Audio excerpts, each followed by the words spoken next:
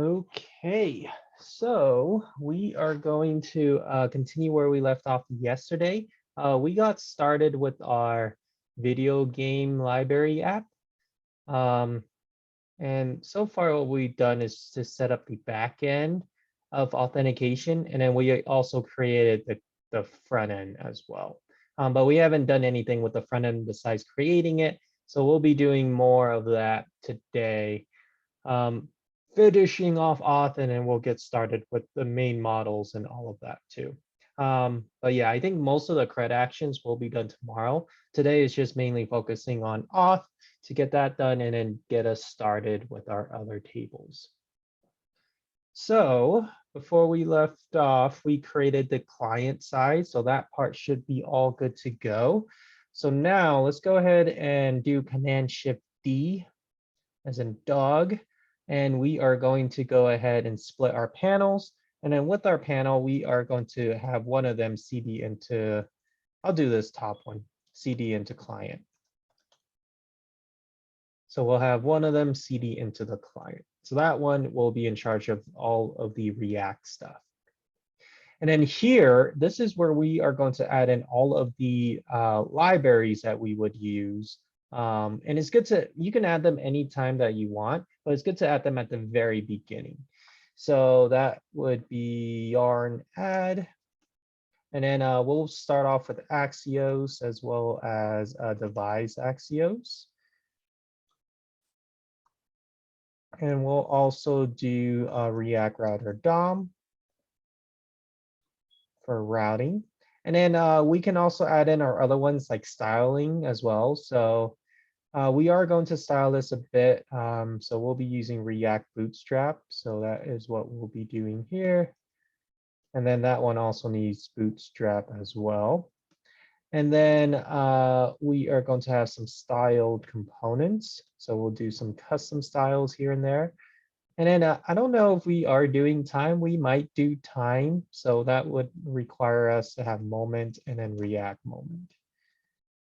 So those are the packages we'll be using. And you might be using some of these packages as well. The only thing that might change for the projects might be what style library you're using. And then if you are doing time or not, you may or may not have this part there. But the main parts are all good to go from there. So go ahead and run this line of code. I already ran this before class, so it doesn't take up too much of our time here. So that's our first housekeeping item, is to add in the packages that we would need, that we would have. And then we would need to initialize some of them, such as the styling, React Router, and then devise Axios. Those are all the stuff that we would need to do to get it up and running. But yeah, run that line of code and then let that run in the meantime. And then while that is going on, we are going to set up our folder directories. And then when that is done, we'll go ahead and initialize stuff in the index.js. So let's go ahead and create our folders. So the first folder is inside of our source, and then it would be called components. That is where all of our components are. And again, make sure that all of your folder names are lowercase, because GitHub doesn't know if you have an uppercase or lowercase. And that will not treat it as a conflict for when you do have it. But then when you combine your code with your teammates, it does start some conflicts, because you have one that's uppercase and one that's lowercase.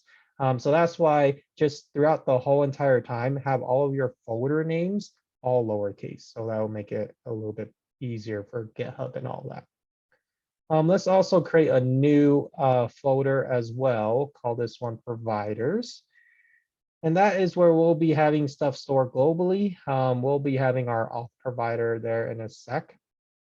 And then inside of here, inside of components, let's create additional folders of shared, another one of auth, and then one for each of our models. We haven't planned out our models yet, so we'll come back to those. But we'll have each folder have their own models as well. But those are the folders that we have so far. So again, we have the components and providers. Those are both in the source. And then inside of the components, we have auth and shared. And that's just to help us keep more organized of what it is that we are doing. And then if that's still going on, still let that run. We need to go ahead and go into our package JSON. And then above the script tag, we are going to add in our proxy. So it will be proxy. And then it would be http://localhost 3001. So go ahead and add this right above the script tag inside of your package JSON.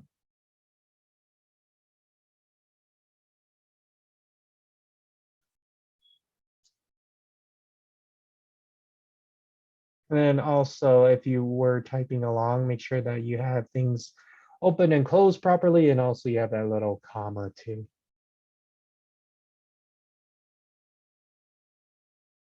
Okay. So everything should be installing or almost done installing.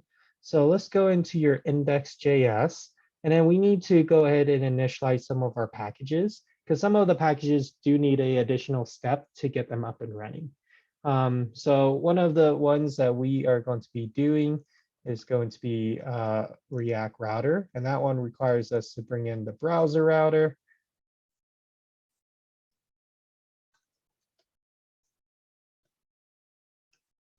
From React router DOM. Then we need to wrap our app inside of the browser router.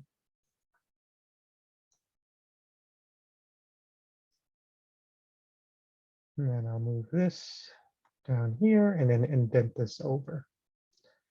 The other ones that we would need in this case is also our style library. Let's go ahead and double check what that is because it is different for each style library. So we are using React Bootstrap.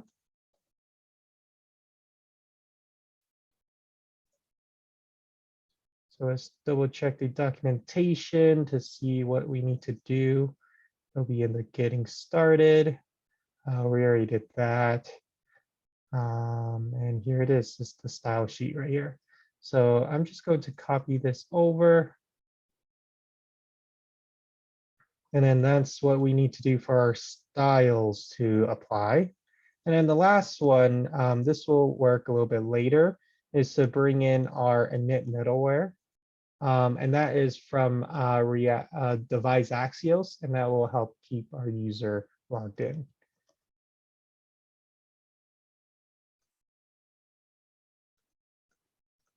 And this is from device Axios. And all we need to do is just to call that function. And that's pretty much it for all of our packages. Axios and Moment, we can just use out of the box. We don't need to do anything else with those. But for these ones, we have to do these steps in order for them to work.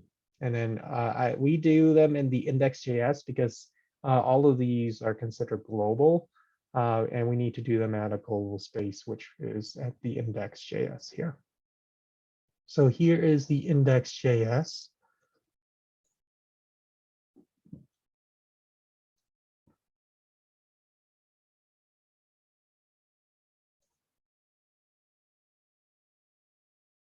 And now let's go back to finishing up our authentication.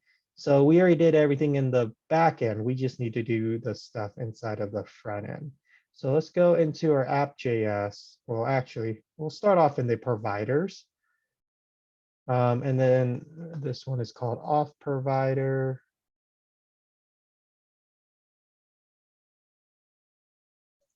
Like so. And then we are going to write out the provider accordingly. And I would just use the one inside of the lecture notes as reference, but I'll just kind of review what each of those does here as well. So we need to bring in the use state as well as React because we are using the context API to help us do certain actions with the user at a global scale. So that's why we are doing it this way with the context API. And I'm also bringing in Axios as well. And then we are importing use navigate because we do want to go to other places afterwards when we do log in or log out, etc. So first things first is to create the auth context. And that one is from react.create context. And then that will help us with the ability of using the context API. This next one is the auth consumer. And this one is the auth context.consumer. And that one will give us access to anything in the provider, which is what we are creating next, which is called the auth provider. This requires all of the children props. And then we'll come back to what it is that we are doing inside of there later, but let's go ahead and do a return. And what we are returning is the auth context.provider value. And then inside of these two curly braces, that's the value that is going to be accessed with the consumer. And that is the provider there. And then we are also rendering out the children here.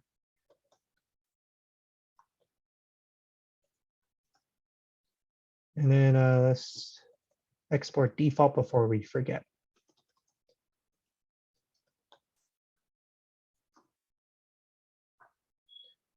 Okay. Actually going to run my front end or my Rails server just so I can see the routes so I can make those API calls. So inside of your main directory, it'll be bundle exec rails s-p 3001. So we'll go ahead and run that as well so we can kind of see which route we are planning to hit. And then, yeah, it looks like I already have it open here. So yeah, we'll take a look at that in a sec. So the first thing that we are going to be doing is that we are going to store the user here. And then set user, a function to go ahead and have that be stored. And then we are using our use state hook. And initially, we don't have anyone logged in. The other one is more for navigation. So we are going to define a variable called navigate equal to use navigate, that function that we have imported on line 3. Then that one will go ahead and allow us to go to different places once we are done logging in or logging out. So now we'll go ahead and write out the functions. So we handle register. And then this one needs the user. And then it will be an Axios call to the register create. So that is this one right here of the post. So it's a post request / API / auth. So it'll be post and then the URL / API / auth.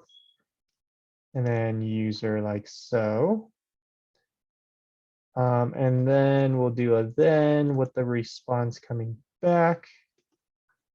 We need to set the user. So we set user to be res.data.data. And again, the reason why we're doing .data.data is just that's how the device stores it and gives us that back when we are grabbing it from the front end.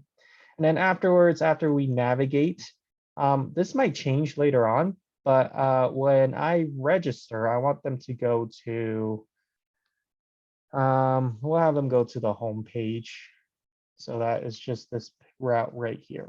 But if you want them to go somewhere else after they are registered, then this is where you would change that. And we might need to later on, but we'll see. Let's go ahead and do a catch with our errors. And then with our errors, what will come back is just a console log of the error. Again, we'll do some flash messages to kind of help that out so it actually displays it to the user. So let's go ahead and put that in the value. So we'll put the user in the value because that's what we are storing and passing the user around so they're logging in. And then let's also pass in the register as well, that function, so we can use that in our consumer. Okay. The next one is going to be handle login. And it also requires the user as well. And this one will be another Axios post, but the URL is different. So the URL is this one up here of the session create. So it's this one right here is a post request /API/auth and then /sign in. So it'll be /API/auth/sign-in. Then I also need to pass in the user like so. And then I'll do my then with the response coming back. Well, actually, I can actually copy this over because that should be the same, unless you're taking them somewhere else if you are logging them in. But that should be the exact same as the register. So now let's go ahead and put that also in our value so we can use that later on. And then we have one more function we need to write out, and then the other ones we can write it all in a single line. So let's do handle log out.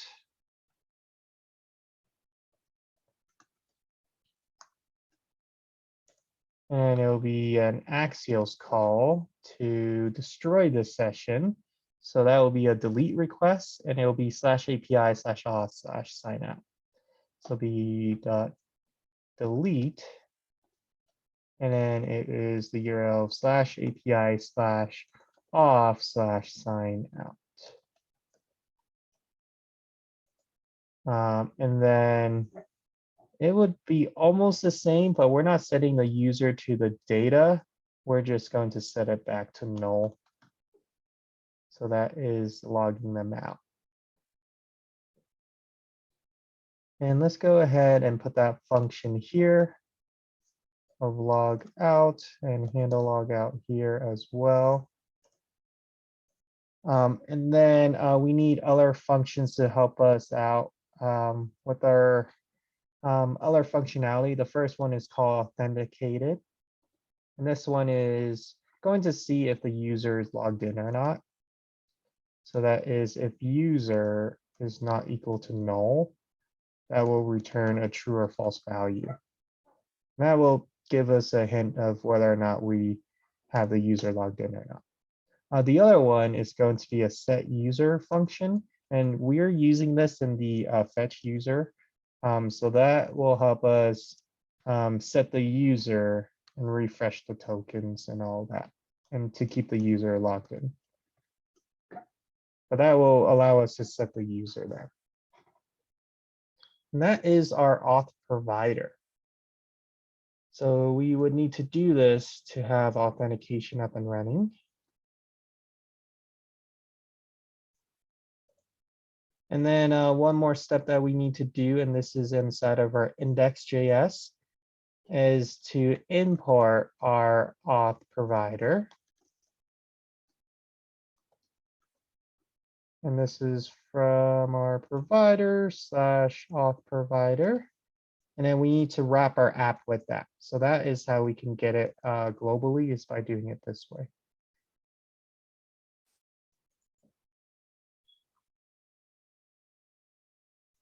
So here is the index.js. sometimes if you forget this step, it won't have access to the provider at all. And then even though that you are using the consumer and everything, it just isn't able to reach it because it's outside of scope. So this will bring it into a global scope. Okay, so now let's go ahead and plan out the pages. So we'll go into our app.js and we'll just do the main ones for now for authentication. And then we'll come back and add more for other models since we haven't planned those out yet. So let's see. First things first, we need to import a few things. The first thing we need to import is routes, as well as the singular route from React Router DOM. And then we are also needing our other components, but we'll wait a sec for that real quick. So let's go ahead and have our app here like so. And then we'll have some fragments. And then we are going to have, I'm going to put this in another fragment because that works. And then we'll have our routes here. And then inside of our routes, this is where we are defining our URL pattern of a singular route. So we'll have one of the home page. And that one will be the slash. And then the component that will do is going to be a home component. So I'll create this in a sec, but this will be import shared. Oh no, import home from dot slash components slash shared slash home. And then this will be the home component.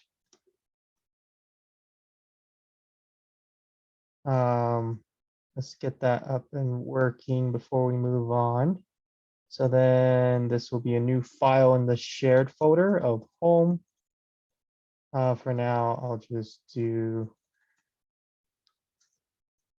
I'll just do the home page, and then we'll come back and spruce it up a little bit later.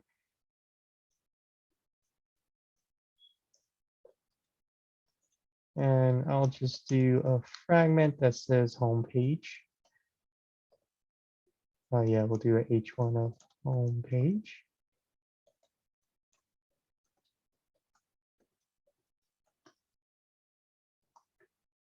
So here is that home component, and then that should work. Let's double check by running our other server.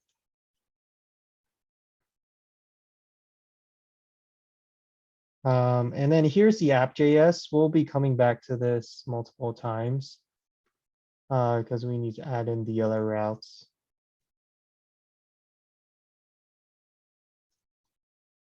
So let's run our other server and see if the homepage works. And then if it's not, we need to debug it as so. So we should test this out as we go. Or else if we write out all of our routes, in a good best case scenario, they all work. But worst case scenario is that all of your routes, they're not working. So that's why we would just test them out one by one, just to see if it is working or not. This one is from yesterday, so that's why it's showing this. So after it like actually reloads and rebuilds it, it should be the new one. While that is going, I need to grab my charger because I am running 2 servers, and I would recommend you do the same as well because it does take up some battery and processing powers to run multiple things at once. So yeah, let's go back to localhost 3000, and yep, that is the home page. So it looks like that is working.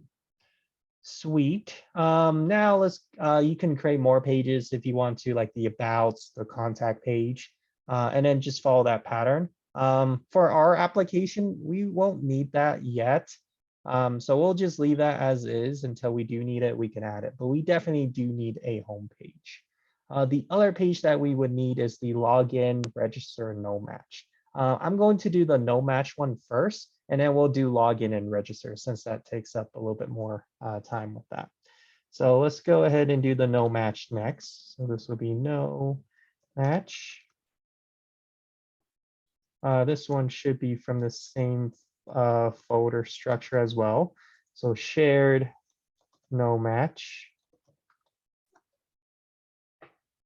And then here, this one is going to be the path of /star.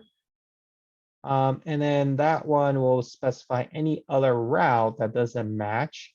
Then it'll be the no match right here. So how this one would work, well, I'll slack out the app.js first. We need to go ahead and write that component because right now we are getting this error.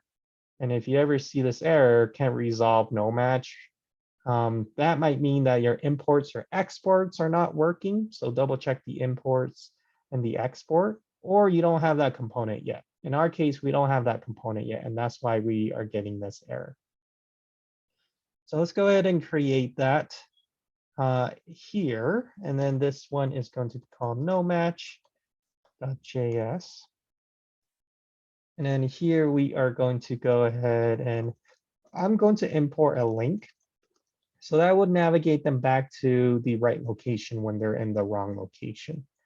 And then let's also see, is there like a big header or anything that we can do inside of Bootstrap just to make it a little bit better? So let's take a look at that. I'm going to take a look at the components because that is the components it is that we are using. Do you have an alert? I don't want to alert. Alerts might be better for the like when we get our Axios calls and we are hitting the error. That might be good to have, is this alert here, but that's not what I'm looking for. I'm looking for like a big title or something. Yeah, I don't see anything that fits that description. So yeah, probably won't do that yet then. So yeah, probably no styling for this one. So let's go ahead and do our definition here. So no match.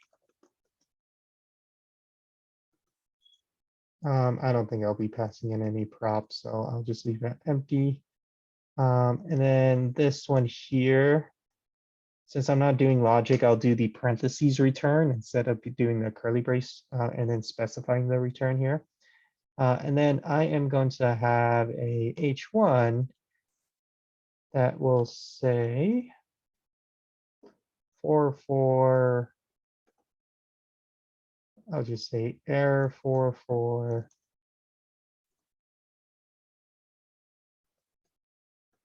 page not found. And then we should do a link here to go ahead and take them back to home. So go back home. So now before we continue, I'll do export default, no match. And then I'll just do this here like so. So here is the no match component. And then we'll test this out to see if this works.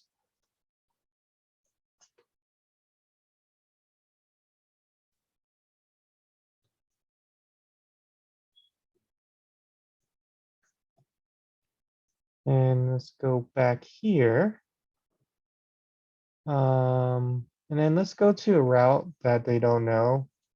I just type in random stuff and that looks good. And then let's go back home and then it does take us home. So it looks like the no match is working.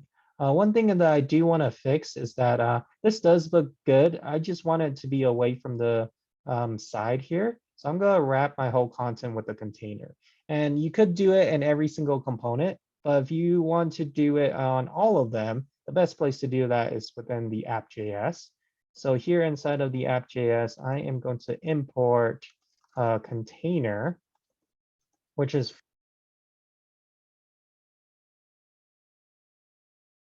from have something similar of a container.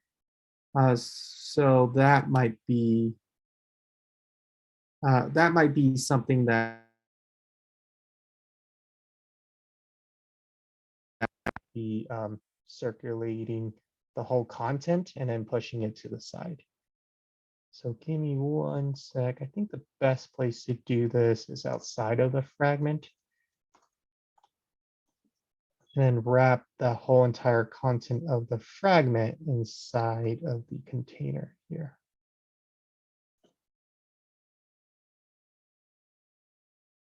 And that should work. And then, yeah, that does look a lot better. And let's also go ahead and go to this other route here. And yeah, that looks good as well. So we also want to do that, but also not mess up our routes as well. But in this case, it looks like that does work. So that I'll select this out. Let's write out our other components out, so that would work. So let's go ahead and do a nav bar next. And this one will be from, so nav bar, let me double check, is actually a reserved word inside of React Router or React Bootstrap. So this is the nav bar here. I should call it something different. So that way they don't conflict with the name. So I'm going to call it main nav bar. You can call it my nav bar or anything else that isn't nav bar. So I'll call it main nav bar from, I will have this inside of the shared folder. So it'll be components/shared/navbar or main navbar.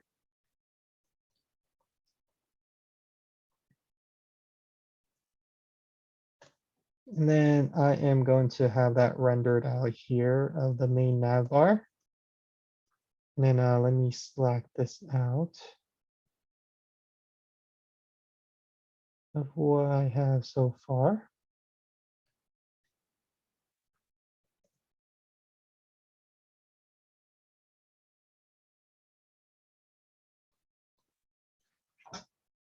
And then I am going to create that.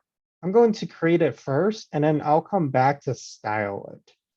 So we'll go ahead and do main navbar, because we should have it working for it to work when you register and log in and all that. So let's go ahead and do that part next. First thing I need is I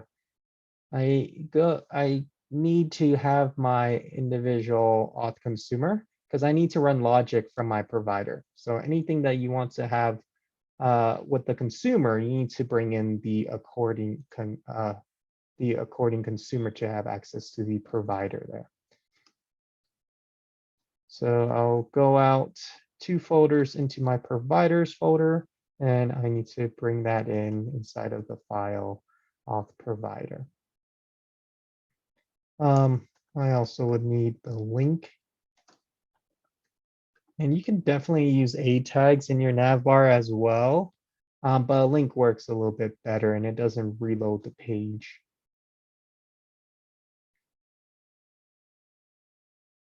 Not React Bootstrap, this is from React Router DOM. So this one is called main navbar. And then I'll come back of what it is I'm grabbing and return. So empty pair of fragments for now. And then I am going to go ahead and do a const connected navbar. Yeah, I'll call it connected navbar. I don't need to call it connected main navbar. And then this one will be passing in the props. And then I am going to bring in the consumer. And then with the consumer, I am going to bring in the values coming from the provider. That is these values right here. And then again, technically you can call this whatever it is that you want, but it represents the value coming in from the provider. And then I am going to bring that in with the main navbar and pass in all of the values as well as all the props.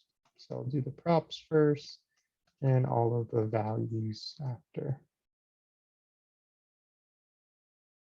And then when we export default, we are exporting default the connected navbar, because that's the one that is connected to the data it is that we want. I'll just copy this over.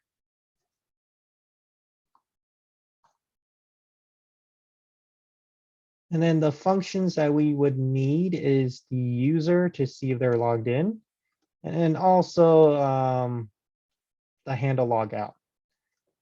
So that will give them the ability to log out. Okay, so inside of the return, we are going to have the links that will show up regardless of if you are logged in or not. So I'm just going to create a basic one for now. And again, we'll style it in a sec.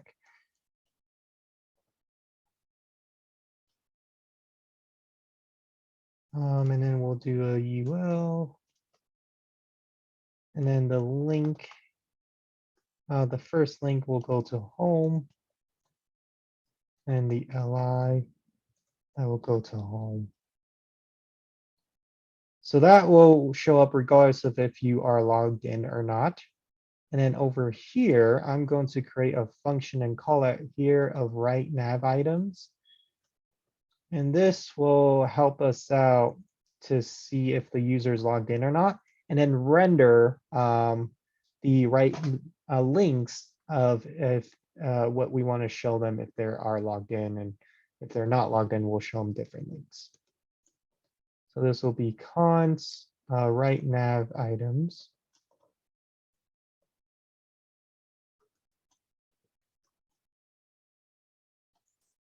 And then we'll do if the user is present. So if the user is logged in, then we'll show them these links here.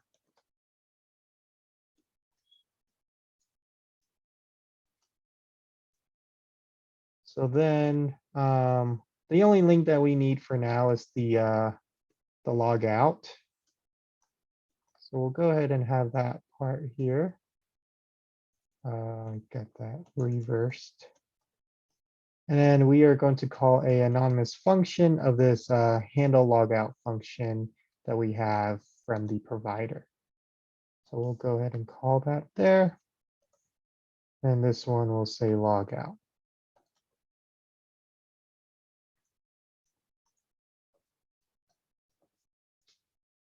And then we'll have our else here. And then these are the links that will show up when they're not logged in. So we are going to return integer fragments. And I'm actually going to copy this part here over. So we have the structure. So this one will be for login. And then we'll do our login here. And then we'll have another one for register.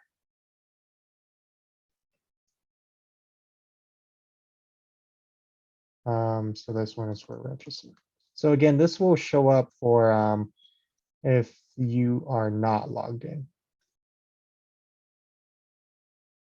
Right now, we can't test that yet because of we don't have some of this stuff written out yet. But this should work for now. Let me see if it does display and if there are any errors. So yeah, that looks good. And then that should take me to the home, the login, and then the register. And that one is giving us a 404 page because we don't have those routes defined yet. So that should give us a good routes there. So here is the main navbar. And again, well, actually, let's actually style this a bit and then I'll select this out.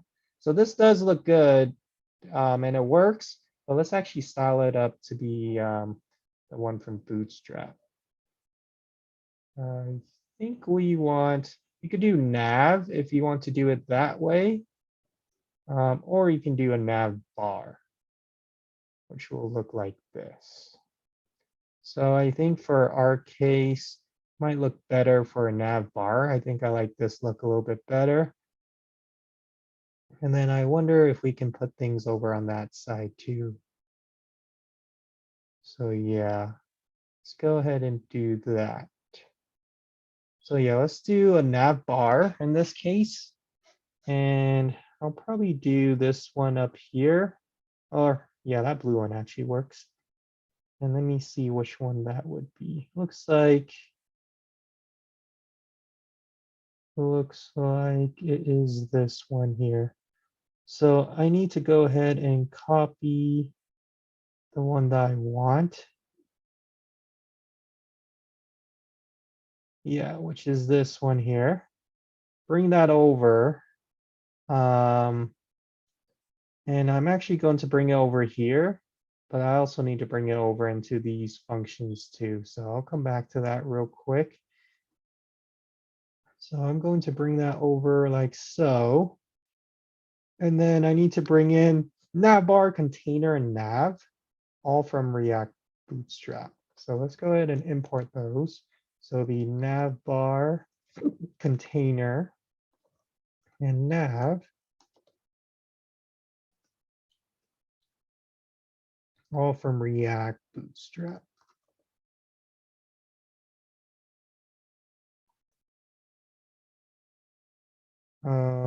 Okay.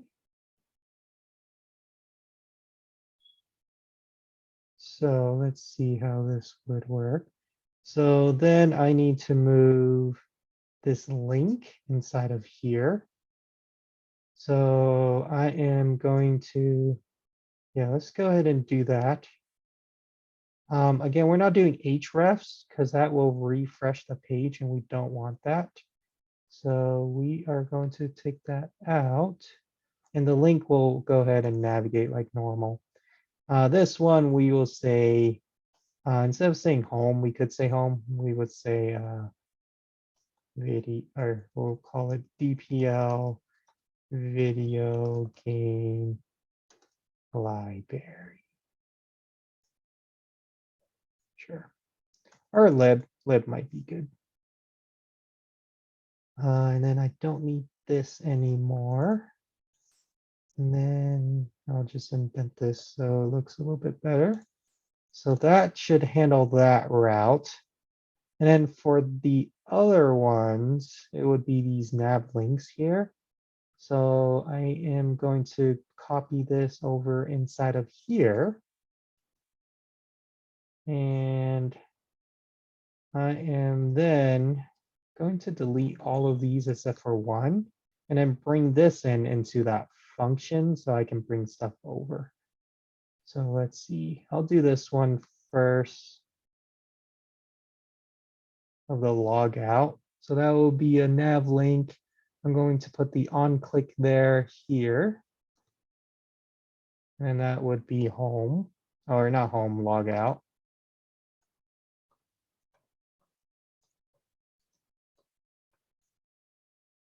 And then I can delete this and break this up.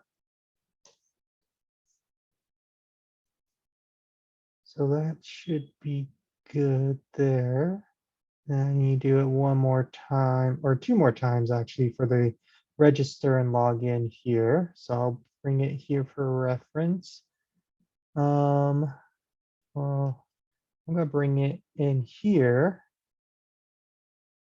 And then this one will not have a href, and then this one will say login.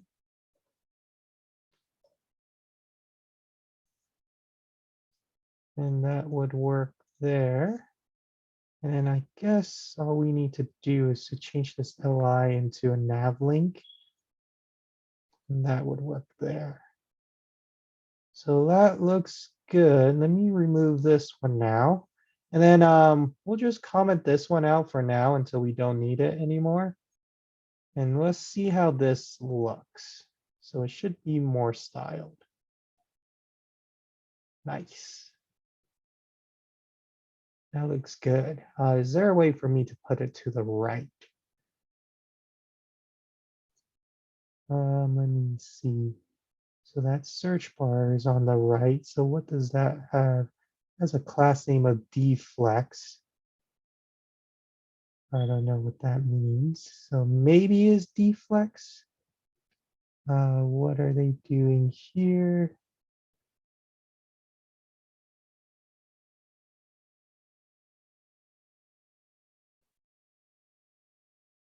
Yeah, we can try deflex actually.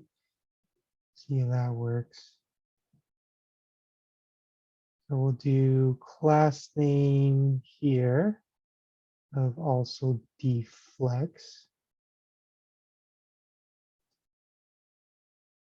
Let's see if that helps bring it over. It doesn't. I'm gonna Google it real quick. So React Bootstrap class name to float to the right.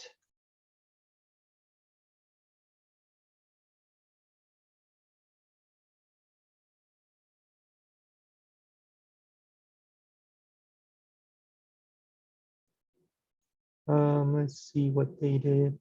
Oh, they just did float right. Guess we could try that out. But let's see if that works.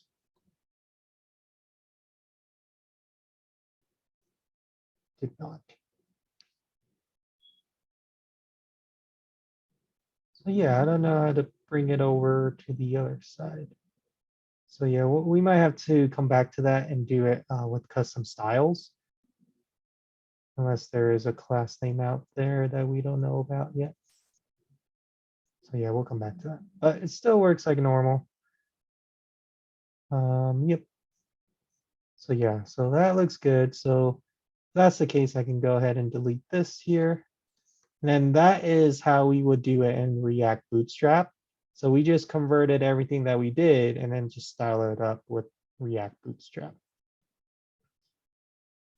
So did it navigate like normal?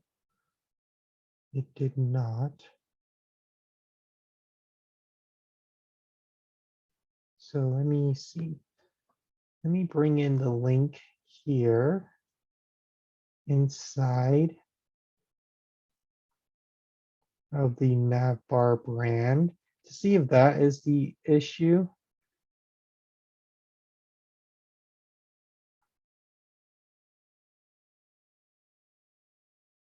And then also with this one, let me try the same as well.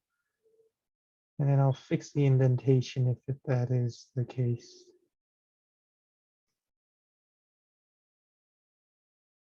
That one will stay like normal. Yeah, so that looks good. Yep, that works a lot better, but it's a little bit styled, a little bit weird. So yeah, we might need to change the color actually.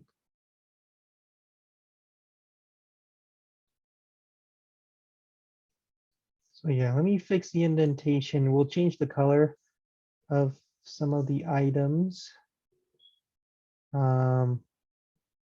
Then that will be it for the nav bar.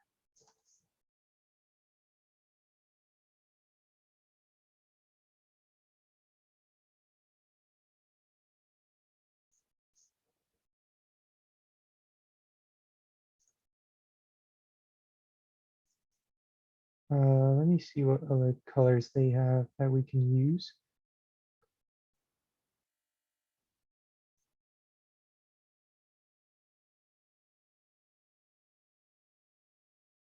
We can do variant light. Well, I think the background is what's giving us the color, the issue. So let's change that to light and see if that works. Because I think the links are blue and it's a blue background. And that's why it's a little bit weird. I'll also change this to light then as well. Yeah, that looks good. We might need to come back with some custom styles to make that look a little bit better. But sweet. So now it works and it's a bit styled. So yeah, well, continue on. So here's the main nav bar. And then we'll stub out the login and register. And then when we come back from break, we are going to finish out the login and register. So let's go ahead and go into our app.js. And we are going to import our login first from /components/auth/login. And then we'll do another one of register, and they'll be written out similarly as well. And then we'll create 2 more routes for that. One is going to be login, the other one is going to be register. And then that one will be the login component. And this one is the register component. And then we'll create those so that they are defined. Go ahead, Daniel. So on the main navbar.js, how come you imported navbar container and nav from why would you have to do that for React Bootstrap? Because that's what React Bootstrap needs to create that. Those are the props that it needs. Is that what? No, these are style components that React Bootstrap uses. So if you're using anything in your style library, like navbar container, you have to import those. And it says that here in the getting started. So anything that you're using like a button, you have to do it via import. Okay. Because we're using the React one. The one that we did globally is the styles. Thanks. Yep. So now we'll just stub out those pages and then we'll fill them out when we come back. So we are going to go ahead and do login. And then we'll create the register as well. So let's go ahead and import the consumer and then the use state as well. So we'll do the use state first.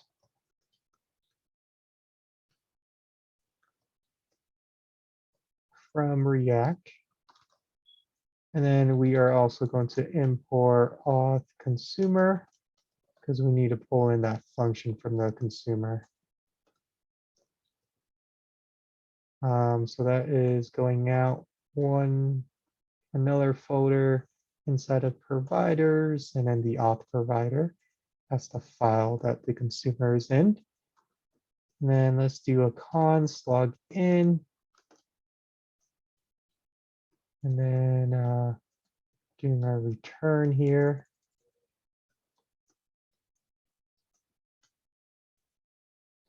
And then we are going to do an export. Well, I'll do that in a sec. I'm actually going to do our connected login first. So that'll be const connected login props that we are bringing in. And then what we are going to be doing is bringing in the auth consumer.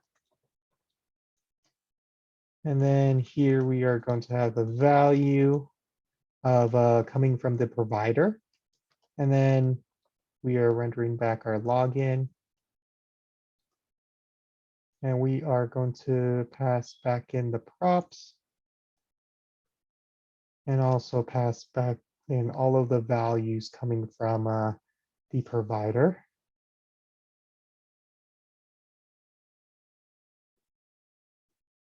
And then we are going to export default the connected login.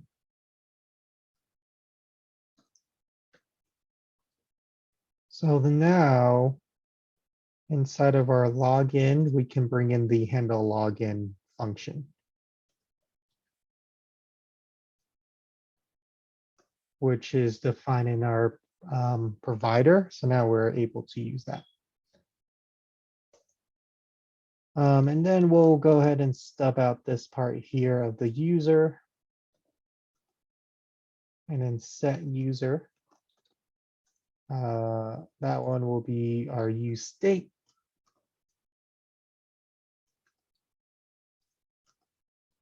And we just need our email and password for the login.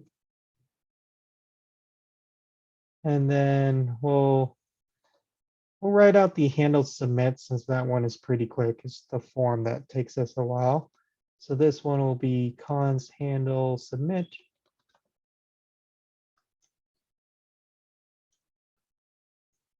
And then we don't want to refresh our page. So we'll do e.prevent default. And then let's also do our handle login. And then we can also reset back the state as well.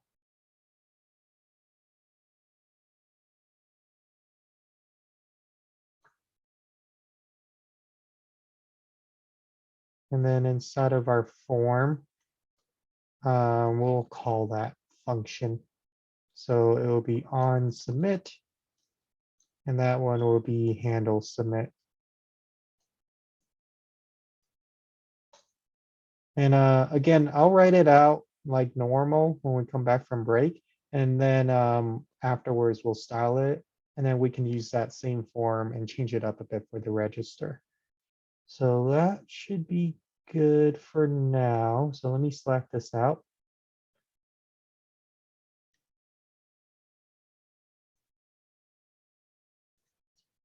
And then we'll come back to this when we come back from break.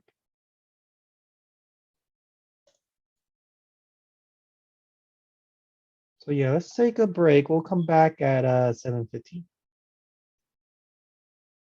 Oh, no, here we go.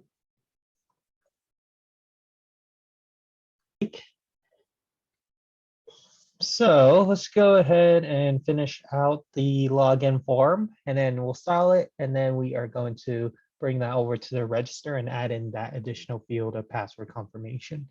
So let's go ahead and just stub this out regularly, just so that it works, and then we'll make it look semi-pretty, and then later on we can come back and make it look even more better. So we'll have the label first for the email. So that will just let the user know that this input is for the email. And then this one is just a regular input here. And this one will have a type of email. And this one, it'll have autofocus. That one will just have the cursor inside of the box already.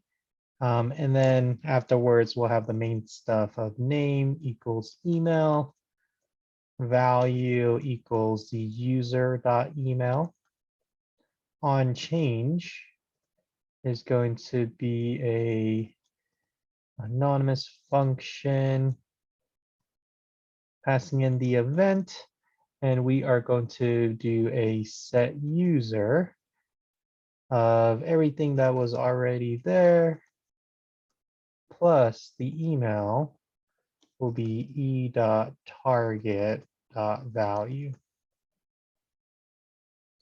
And then we'll also have this one required, and then that should be it, a-okay. And then we'll do a similar thing for the password as well. So I'll just duplicate this. And yeah, I'm just gonna have multiple cursors. So it'll be option click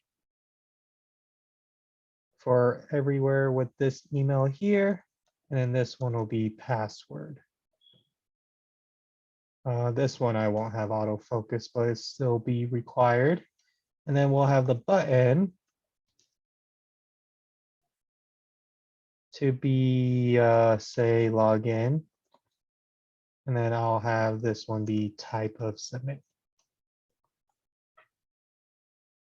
So that should work. Let's go ahead and make the form look a little bit better.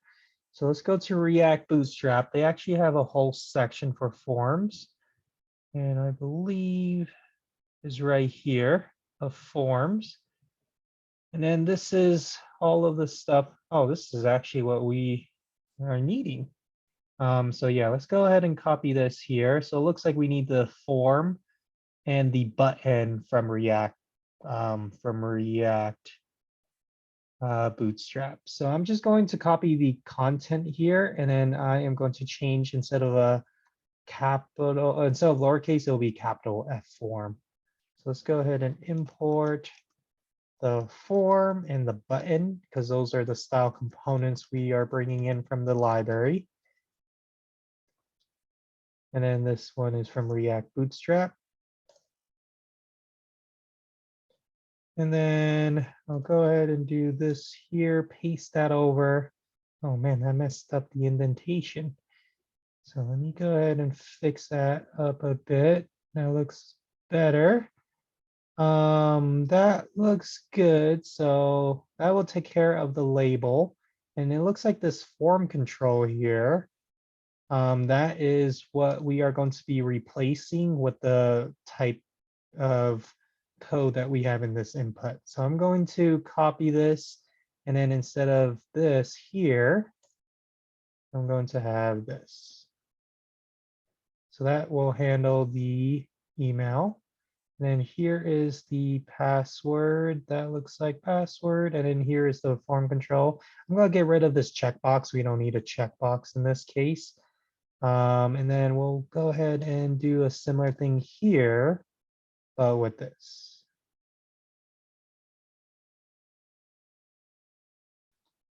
And then that looks good for the button. And then we'll have it say login. And then let me see what this looks like. But I'll comment this part out. Oh, and we also need to change this into a capital F form because we're not using the basic HTML form. We're using the styled one here. And then we are going to indent this one more over actually. And then let's see how that looks. We'll go log in. That looks a lot better. Sweet. So let's go ahead and keep that. I'm going to delete this right here. I don't know if it works yet because we need to register a user first, and then we can see if this works. But yeah, that should be good. Go ahead, Danny. So I just had a question about that that bootstrap, that styling. So I used one of the stylings for the form on one of the projects, and I was just curious. Do you know how you'd go about like changing like the length of like the input field in like the login? You see how it goes like across the whole screen? Yeah, I think that is Yeah, I could because not it's figure it doing out. this. I wonder if we boost this number down, maybe that might change it. But yeah, that looks like that didn't do anything. I think as what we could do is to put in a grid. I wonder if it does Okay, it anywhere else. Yeah, it looks like it's that's that kind of what I was thinking, but size. I didn't want to go into doing a grid at the time. But yeah, we can do it real quick. So that would be in layouts. And there is a container, rows, and columns. So that's what we'll be using. And I'm going to do a side by side like that. So the email here, password here. So let's import the container, row, and columns, and then we'll see how that looks. So let's import also the container, row, and column. I think that's how they spell column. Yep. So then here inside of this, I'm going to have a container as well as a row. And then each of the form groups will be its own column. So let me have two of these actually. And then let's actually bring this group up into one of the columns. So this is going to be in this one here, indent that over. And then this other one will be in the other column. And put that here, and then indent that over. And then let's see how that looks now. And yep. So yeah, so you might have to play around with that. And there's also props too. If you only have one field, there is props where you can say that medium, it will take up however many. So if I want to have it go to 8 columns, it would be like so. for this here. And then it will take up more space, but I think the way that I have it, it might, well, yeah, it might be a little bit wonky. So yeah, I would play around with that number, but you would utilize the grid for that. Okay, sweet. Thank you. Yep. And let's also have the login centered. I wonder if there is a class name. I'll just leave it as is, but yeah, we'll have that centered later on. So yeah, that looks good. But yeah, we'll test that out in a sec after we get register up and running. So here's the login.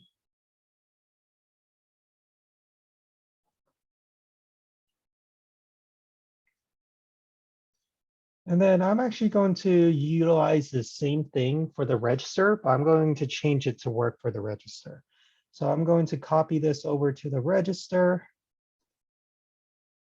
And then let's see, I'm going to highlight this, press Command F, and I am going to click that little caret here and then replace it with the register word.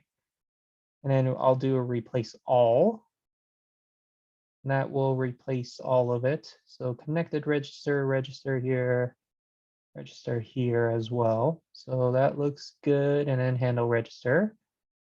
And then we need to add in one more field. This one will go to the database, but it won't be permitted.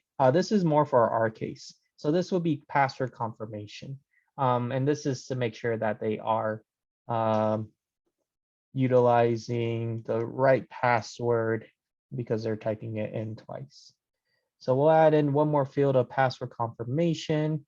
We'll add that here as well. And then I'm going to change the styles a bit. I'm going to have the email. So how it will look like, the email will take up the full width, and then the password over here and the password confirmation here. So that's just utilizing the grid here. So I am going to have another row here. So I'm going to end this row, spelled correctly, and then going to have a single column here.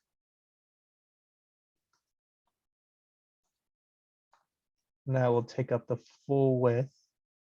Oh, we could just bring in this column actually. So let's bring this one up above. And then I am going to create another row here. And the ending tag is already down here. And this one will have the password. And then I'll do another column for the password confirmation. So I'm going to copy this word because I don't want to type all of that out.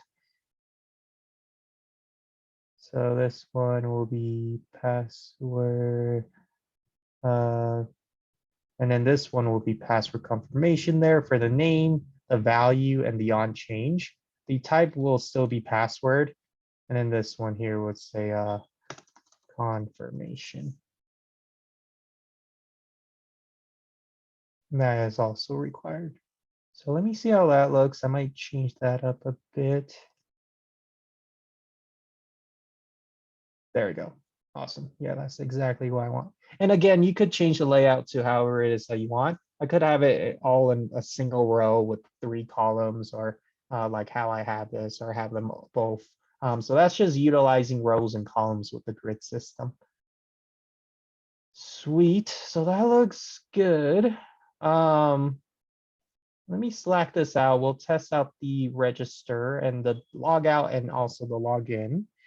So that is looking so far so good.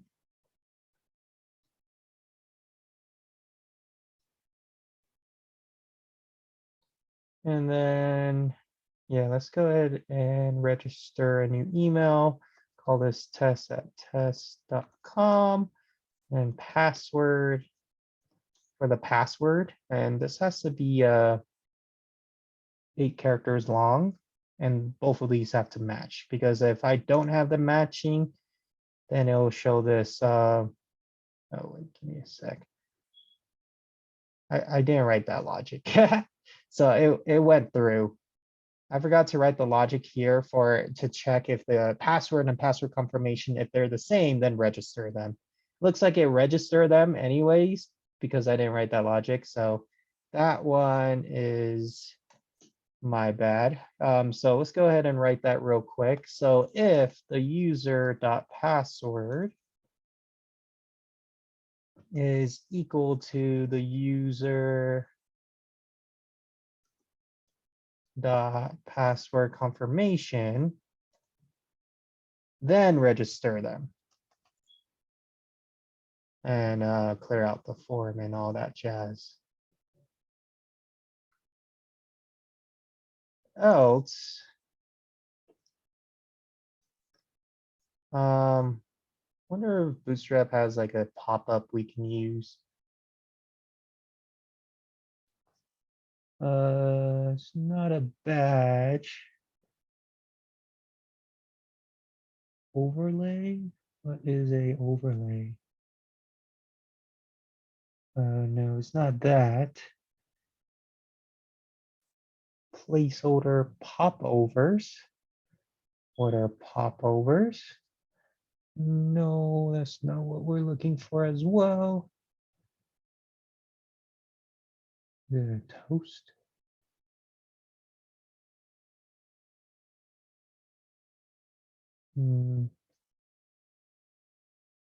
Maybe a toast. I think a toast might work.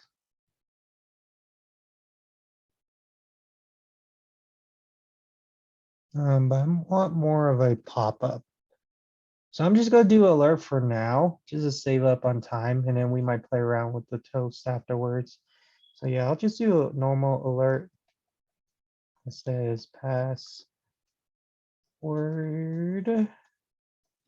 do not match.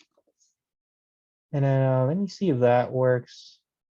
And here's a new updated register actually. And we are going to create another user with a different email because the test one actually went through. So that one works. But this one, we can register for a new one. So this one will be test2 at test.com, then password. And then let's test this out first. Awesome, that looks good. And then let's actually type it in correctly. And looks like that take us to the right page. So that looks like register works. Log out works. And then log in. Let's do test2 at test.com. Password. And then let's see if login works. And login does work as well. So it looks like our auth is almost done. It's just that one thing of if we refresh, it kicks us out. So let's go ahead and do that fetch user. Luckily for us, we do have that inside of our jest. So we can just copy that over. So we can go ahead and fix that. But I think that might be causing that weird issue of when we reload the page, it doesn't show up anything. So I'm wondering if it's still doing that code in the background or something like that. So let's do that part next. So the first part is we already did it, is that inside of the index.js, we did the init middleware. That's just to switch out the headers and everything like that. The second part will be inside of our auth provider or inside of our auth folder. And inside of our auth folder, it'll be that fetch user component. And again, you could type it out if you want to, but save up on time. We are going to copy it from our jest. And let's copy this over, and I'll Slack this out so you can also have this as well. So here is the fetch user. And again, that would be inside of your auth folder there.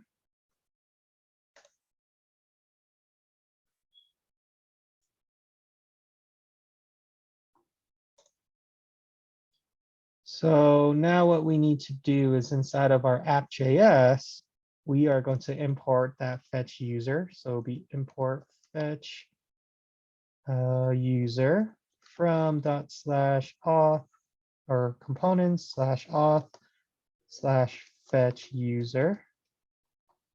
And then we need to surround our content of the routes with that. Going to do it up here of the fetch user, like so. Oh, that looks so off. Let me fix that now. And it is a opening and closing tag. And I'll put the other one under the container here.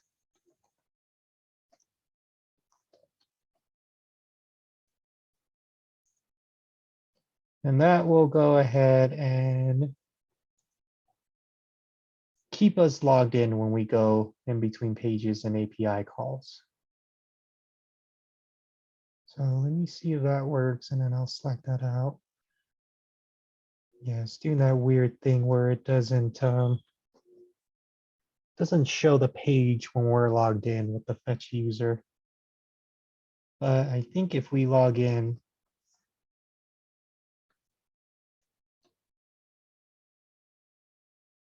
it will keep us logged in as long as we don't refresh. I still need to look into that more. I think it has to do a combination of our routing as well as our the way that we are fetching the user. So we'll just keep it for now because that works. It's just that when we are logging in, if we refresh the page, we'll lose the page for some weird reason. I don't know why yet. But yeah, let's go ahead and we'll keep that. And then one more thing before we get into it is going to be our protected route. So let's go ahead and do that next, because we'll probably be using that in our next phase when we implement the models. So let's see. I'm going to do a new file, call this one protected route.js. And then that one, I also have a gist for it as well. So let me go back, find that real quick. It's this one. And then I'll copy this one over like so.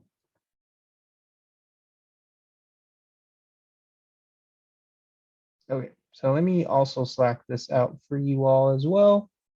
And then we won't be using this yet, but we'll set it up. And then once we have our other models, we'll go ahead and have it be a protected route. So you can only have access to it once you're logged in.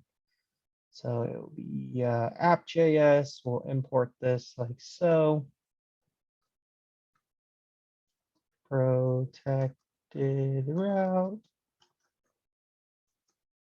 from /component/auth/protected route. Okay. And then how that would work is that it will be an opening and closing route tag.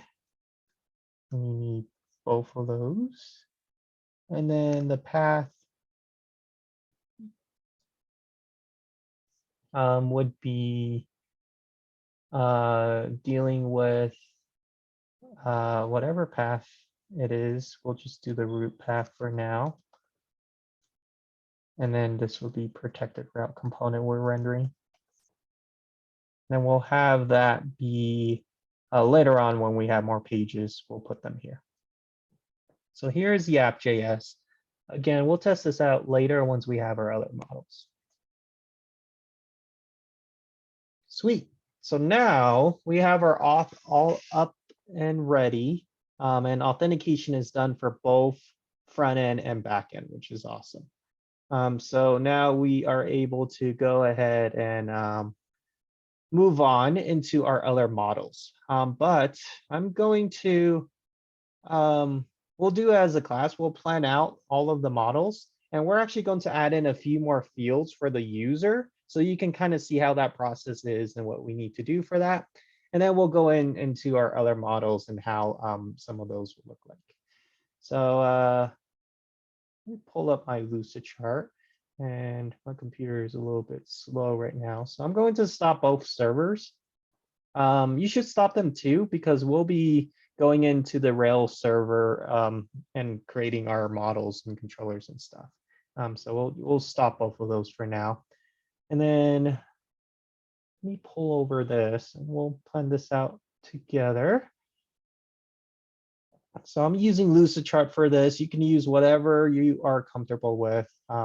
Personally, for me, I like to also use pen and paper. So I can also see that as well. But Lucidchart is a good one. And you can also collaborate on a diagram as well.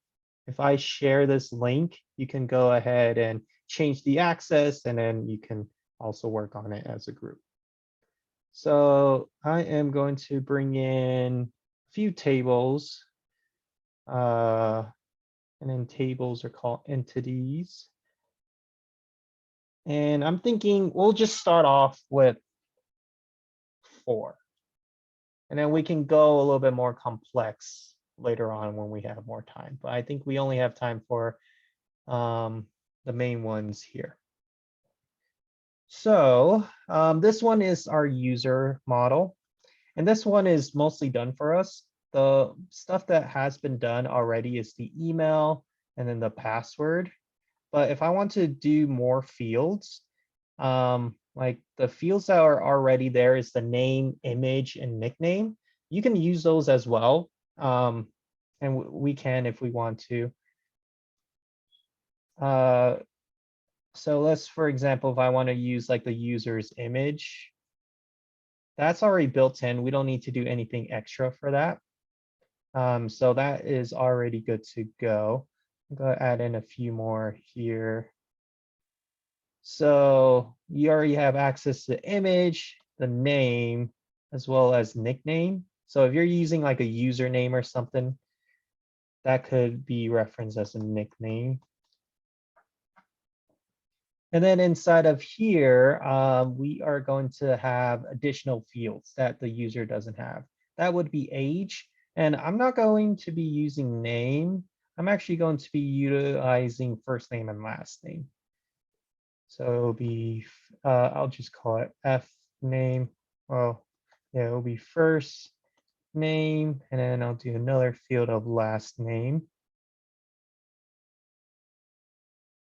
And then any other fields that make sense that you would need with their data types as well. So this one will be an integer. This one will be a string.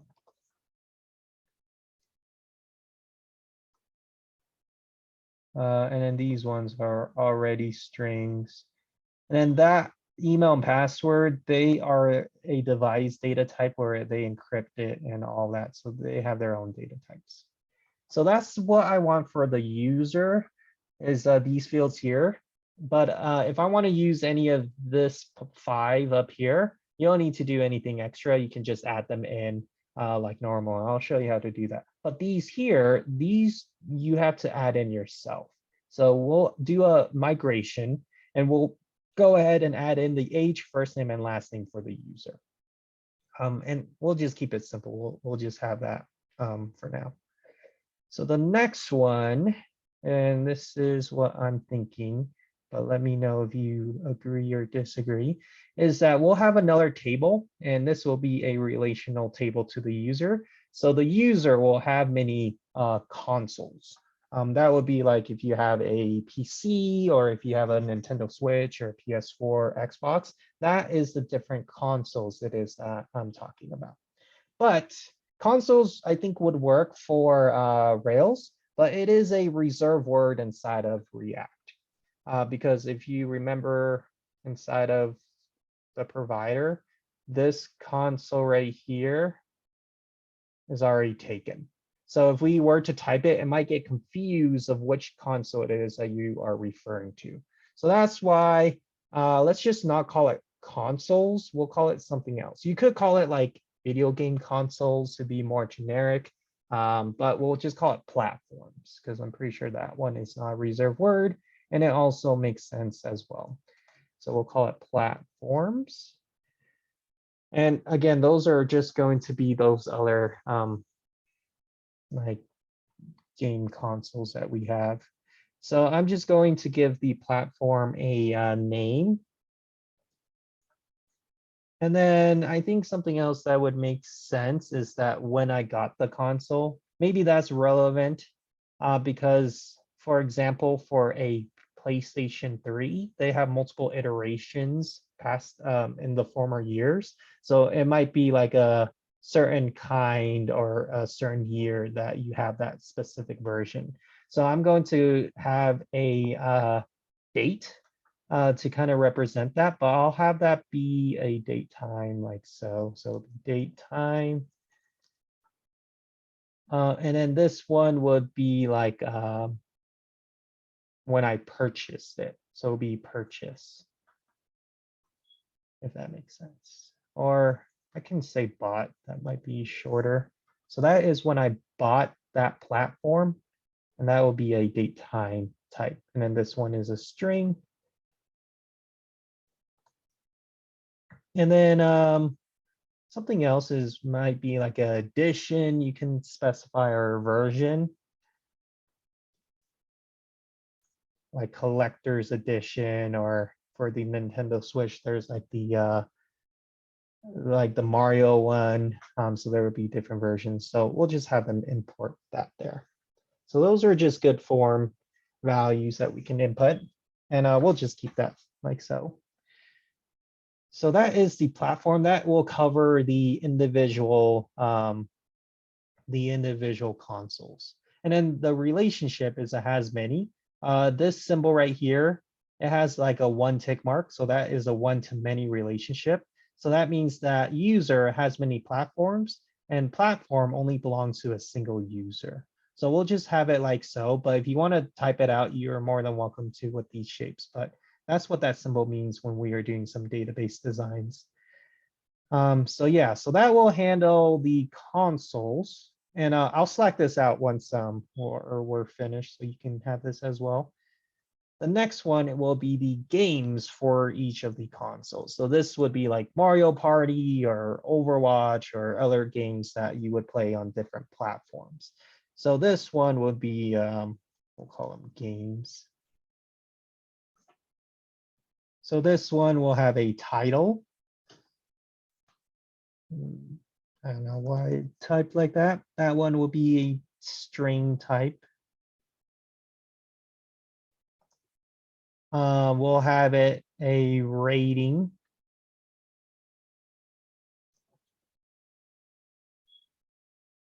That one will also be a string. That one is that if it's like rated M or rated E, etc. We could do some fun logic with that if we have time. So if it's like rated M, we can check the user's age of if they're like 18 and up, then we are allowing them to create it. If not, then they're not allowed to do that. We'll do title, rating, and image. We'll do an image field here. That one will also be a string. And we'll talk about image hosting later. For now, we'll just have it stored as a string, and then we'll find a image somewhere online to represent that. And I think that will be good for games for now. And then the last one, this one is kind of just to make it a little bit more complex so we can have multiple levels. This one is going to be notes. So each game would have its own notes. And we did something similar with other stuff as well. Oh, give me one sec. I am forgetting one field here. This one needs the user ID because of the association. So let me do user underscore ID. That one is a foreign key type. And then similarly here, because each game belonged to a platform, I need to also have a platform ID here for a foreign key as well. Again, because of the associations and the relationship between them. So it'll be platform ID. I think I need to make this bigger. There we go. Platform ID, this one is also a foreign key. And then lastly, this one is it has many relationship. We'll have nodes. We'll just keep this one simple. We'll do 5 fields. First one will be like the title. Second one will be the body. Third would be like the date of when it was created at, but we can actually do that with the created at. So we don't actually need an additional field for that. Yeah, we actually don't need that many. We'll just do 3, and then this one needs the parent's ID. So this is the game ID here. So this one will have a type of string. This one has a type of text, because text can hold bigger values than string. And then this one will be a foreign key. And then there are other tables that we can add, but for the MVP, again, what the MVP is that it is the minimum viable product to get our application up and running. Because we're building a video game library, the main things that we need is a user, so we can save their data locally to a user, a platform of what consoles they have, and then games for the platforms, and then notes to kind of talk a little bit more about the game. Like, for example of a note would be, this is the collector's edition, or this game is broken on like the 3rd level or something like that. That would be the notes there. So that is what we have for now. And again, we can always change it up and add or subtract more tables with that. So that is kind of planning out the table portion. Let me see here. Yeah, I need to double check what it is inside of Rails, if it is a date time or is it just date or time. So I'll double check that before we get into that there. But we'll go ahead and we'll work on the user stuff first to add in those fields and get that up and running. And then we'll move on to platforms and then games and then notes. And then you might be tempted for, especially when you're working in a group, you want to kind of divvy up the work by each model. And yes, that does work, but it only works for if you absolutely are finished and have everything working from the previous step. Then that would work well. But when you divvy up the work, what you would do in this case is that you would take it one model at a time and then one CRUD action at a time. You wouldn't have one person work on the games and another person work on nodes and another person work on platforms. The reason being is because of the relationship, there's not a good way for me to test out the games until the platform is all done. Or there's not a good way for me to test out the nodes until all of the stuff for the games are working. So that's why to reduce bottlenecking, we need to go one step at a time. So make sure everything from the user is done first, and then the platform, and then we move on down the tree from there. So that way, when we go to the next level, we can kind of work things out that way. And then for each of the stuff inside of the platform, you would divvy it up for each person work on a CRUD action. So one person will work on the create, another one will work on the update, another one will work on the delete for platform. And then once everything is done, test it out, then move on to games and then notes, etc. So that is what you would do there. So that will help you out. Let's go ahead and do this real quick. And then I need to export this. I'll probably do it during the break. And then I'll export this so you can see that as well. But let's go ahead and get this up and running for the user to add in those additional fields. So stop my server and I am going to kind of clean everything up a bit. I'm going to close everything out and close all of the folders. And here inside of the schema, what I was talking about inside of the database planning, you already have access to email, password, name, and nickname and image. So you don't need to add in anything else for those. Anything else you would need to add. So for example, for our case, I'm adding the first name, last name, and age. I need to add that in with a migration. So let's do that real quick. And then we also need to permit it from parameters as well. And I'll show you how to do that We'll see if we have time. If not, we had to do it after the break. So here inside of the main directory, not the client, we need to create a migration. So we bundle exec Rails S, or not Rails S, Rails G migration. And then we are going to do a add first and last name and age. And this one is important, 2 users. And then afterwards, I'm going to do, let's see, we'll call it F name for the first name. That will be string, L name for the last name for string, and then age would be an integer. So let me go ahead and do this. If it is correct, then I'll slack out this command. If not, I might need to delete it and redo it again correctly. So let's check the migration file. We'll go over here. So that adds a column to the user of F name, last name, age, string, integer. Okay, that looks good. So let me go ahead and slack that out. And then afterwards, we need to migrate that. So it'll apply to our database. So bundle exec Rails DB migrate.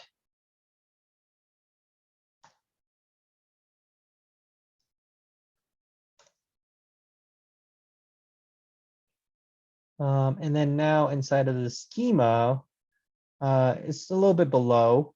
We have now the first name, last name, and age, which is awesome. But the thing is that even though that it is inside of the database, it still needs to be permitted inside of the controller. And again, the device controller is hidden from us. So that's not really something that we have access to, but something that does work, and that would be that all controllers actually inherit from the application controller. So we are going to write the logic. We actually did this before inside of our other auth lecture, but we are going to go ahead and we are going to have all of the logic of passing it in those fields that we added into the permitted parameters. So let me go ahead and pull up the notes. I don't know why this is 8 spaces. That is a lot.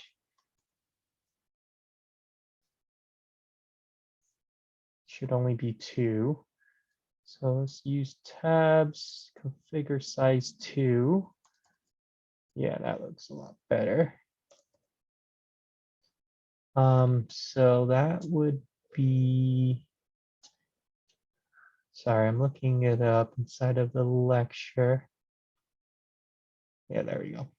So this one is a before action, and this before action is configure permitted parameters. And we only want to run this if it is a device controller.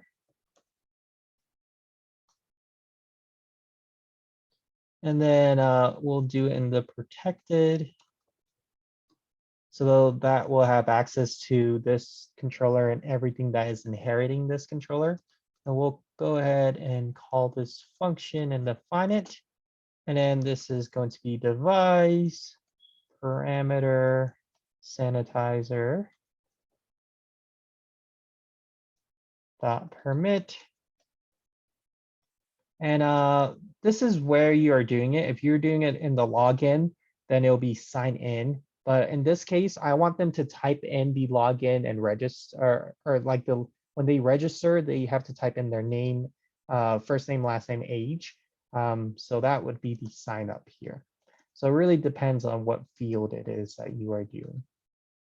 And then the keys that I am going to be permitting is going to be F name, L name, and then age.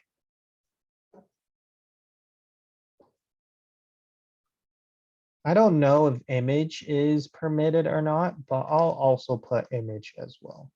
Well, we'll find out. If it's not permitted, then I'll add it here actually. So we'll just leave it like so. So that's what you would need to do on the back end, is that if you want to add in additional fields for the user, you would have to go ahead and add the migration and then figure out what those are, migrate it, and then add in this particular line of code. So that way it'll be permitted in the controller. One more additional step that you may or may not need is that you might have to create a like inside of the users model, additional validations for these fields. But I think for this, that should be a-okay. Go ahead, Danny. How do you change that tab? It just looks horrible. Yeah, so over here on the very bottom, there's tab size. You would click Oh, on okay. that and then indent using tab, and then it will be 2. That's the Okay, one sweet. that we use for class. Thank you. Yep. So here is the, oh, never mind, I already slacked that out. So that's what we had to do for the back end. When we come back from break, we need to add in those fields for the front end. So we'll take a break, and then we'll do that when we come back for the register page, and then we'll move on for platforms. So let's take a quick break. We'll come back at 8:15. Okay, let's go ahead and get back into it. So we already did the stuff that we need to for the back end for the user to add in those new fields. Now we need to do it inside of the front end. So that will be inside of our components, auth, and then register, because that's probably the best place that we are going to have them input stuff. So we are going to add, in addition to this, the fields that we have. So that would be F name. It would be L name for the last name, age. Then we'll also have an image. Well, I'm going to, well, actually here, the age will default to 0. What I'm going to do with the image is that for now, it'll just be like a string. Later on, we'll go into another lecture that will have you work with image upload. But for now, it will just be a URL that we find online. So we'll just keep that for now. And then I'll copy these fields as well and put them down here. And then we need to also have input fields for those as well. So let's see, let's follow the same pattern here for the register. So email, I'll have it be like so. And I'll do another row. Oh, give me a sec. How many fields do I have? Yeah, I'll do a row. I'll do 2 rows, both of them with 2 columns each. So it'll be row here and another row here. And then inside of these, they would have 2 columns. Again, that's just preference or whatever I want to have it as. In your case, it might be a little bit different of how you want to have it look like. Or if you're working on like a client project, then they would have to specify what it is that they are doing. There we go. And then we'll have some additional fields for those cases. So I'm actually going to, let's see, copy this form group and then change it for the first name and last name. So here, I don't know if we need this ID or class name. I'll just keep the class name. That might have to do with styles. But we'll get rid of that other ID here. And then this one will be first name. And then this one will be the type of text, like so.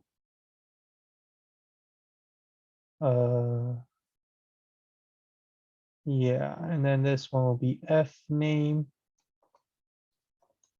And I think it's lowercase, like in the database. So make sure that that is matching with the database. And then this one will also be F name and F name. So that should be good to go. I'll fix the indentation. And then let's copy this over one more time here. And this is going to be for my last name. So it'll be last, and it will be L name. That will also be type text. And then let's go ahead and copy that inside of here. Oh, not L name, the form group, I mean. And then this one will be for age. This one will be type of number. This one will be age as well. And age and then age. I don't need autofocus on this. You can only have one autofocus per form. So I only want it on the email. So that is good there. And then let's do our last one of our image. This one we'll call it profile image. This one will be type text and image like so.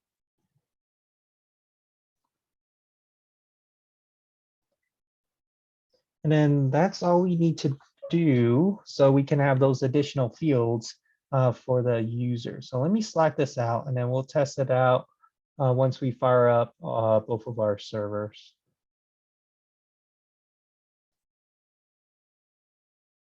And then again, make sure you are changing the input depending on their data types.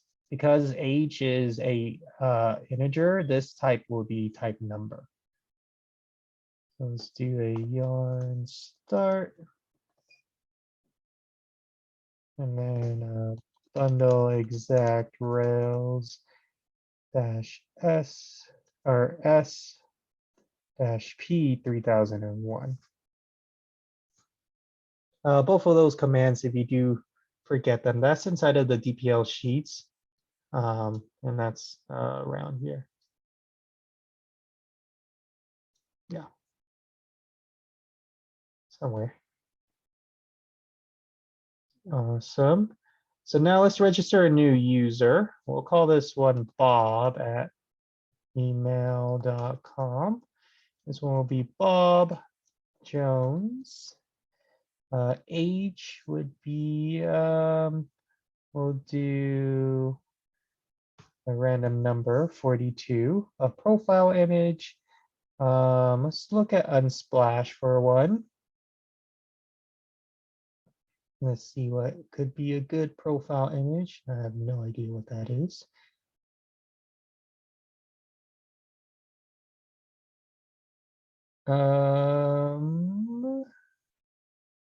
Sure, this robot works. So I'm going to copy image address and then go back into my React app, paste that inside of there. You can choose whatever image that fits you. And then password, and then password. And then let's go ahead and register. And that looks like that worked. Let me also check inside of this server here to see if image is permitted. Looks like image is not permitted. So it took in everything but the image. So that means we need to go back inside of this here. And it looks like I also need to import the image as well. So let's go ahead and let me re-Slack this out. This is inside of your application controller. And then we also add in image, so it will also be permitted. So I'm actually going to log out. And then register again. This one will be bob2 at email.com. I'll have it be the same name and stuff. We'll create a whole new user because the other one didn't work. Same image though. That is not the image. This is the image. This one does look like a Bob, now looking more like it. And then password and another password. Register. And now that should be good. And looks like that took it in. Sweet. And we're not displaying that anywhere. We could make a profile page and display that real quick. And we can do that just real quick, just to display the user stuff. But if you go ahead and check inside of your dev tools, and then it would be inside of your auth provider. But move the zoom right here. Inside of the state, you can see all of those fields populated. So you have access to the email, ID, image, first name, last name, and age. So I'm going to create a quick profile page a bit just to display it. I'm not going to do any CRUD actions with that. And then we are going to move on to the next model. So real quick, let's go ahead and create that route. And this one will be a protected route just because you do need the user for this to work, or else it won't display anything. So let's go ahead and import something called a profile from, I'll have it be in the auth as well. It has to do with a little authentication in the user. So it'll be components, auth, and there would be one more called a profile, and I'll come back to that. And then I am going to go ahead and have this route go to /profile. And then that will give me the profile component. So here is the app.js.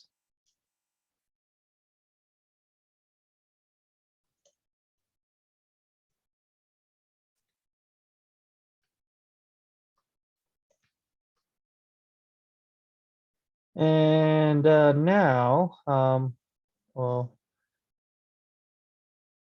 yeah, let's actually have a way to get to there first. So inside of the shared main nav bar, let's go ahead and create a link to go to there. So that will be this one right here. Because again, if you want to have a link that only shows up for if you are logged in, it'll be in this section up here. So I'm actually going to copy this nav link over here. And this one will go to profile. And this one will say profile as well. So here's the main nav bar. So that way we have a way to get to the profile page.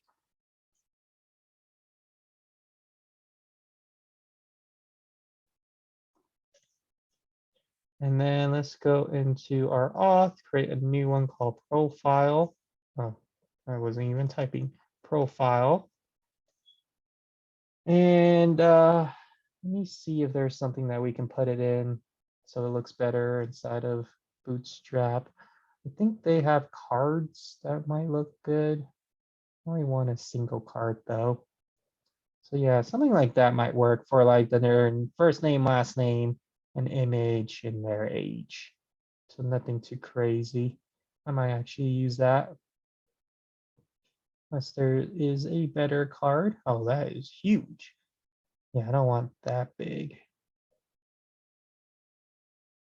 So yeah, let's just use this top one here. So it looks like I need a card and a, I'm not going to use the button, so I'm going to delete that. So it looks like I just need the card. So I'm going to copy that. And let's go ahead and do an import card from React Bootstrap. And then since we are pulling in the user's data, we also need to do that consumer trick. So it'll be auth consumer from // providers /auth provider. Oops, I accidentally pressed that. And then what we would need to do is that we need to do the cons profile real quick.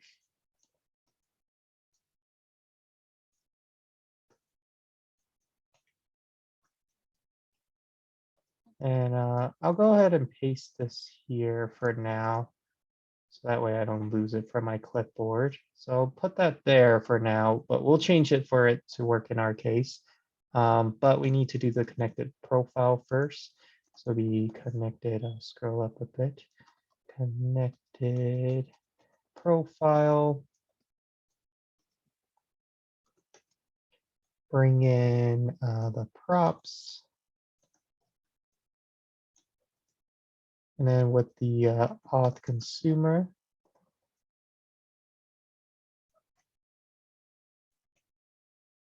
I am going to have the values. So the value. And then I am going to return my profile.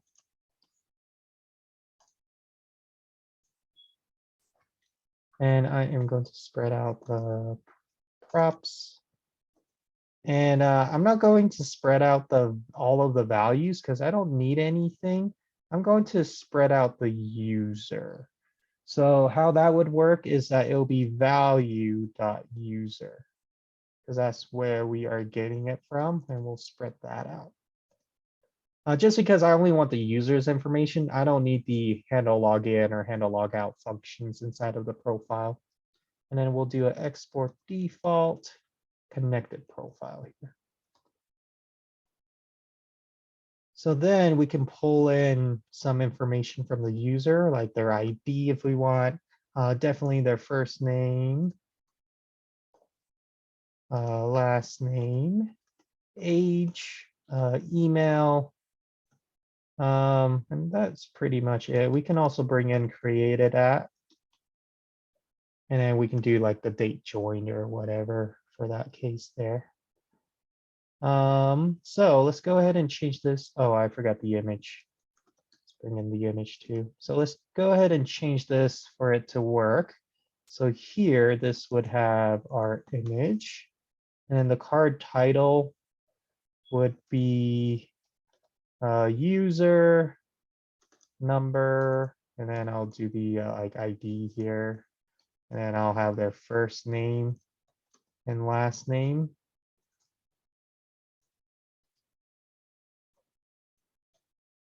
And then we'll just have some information over here in the text. I'll get rid of this button. So we'll have the age, be the age, and then a BR, so it's not all on one line. We'll have the email, be email, another BR, and we'll have date joined, and that would be the created at, but we need to parse it to be readable. But we'll just have it like so for now. So let me see how this looks so far, and then we'll fix the date, and then I'll slack this out. So let me go here into profile. That looks good. Might need to change the size of that image, but yeah, overall looks good. Oh yeah, we definitely need to change this. So let's go ahead and fix that with moment. So the import, let's go ahead and check the documentation. So it'll be React moment.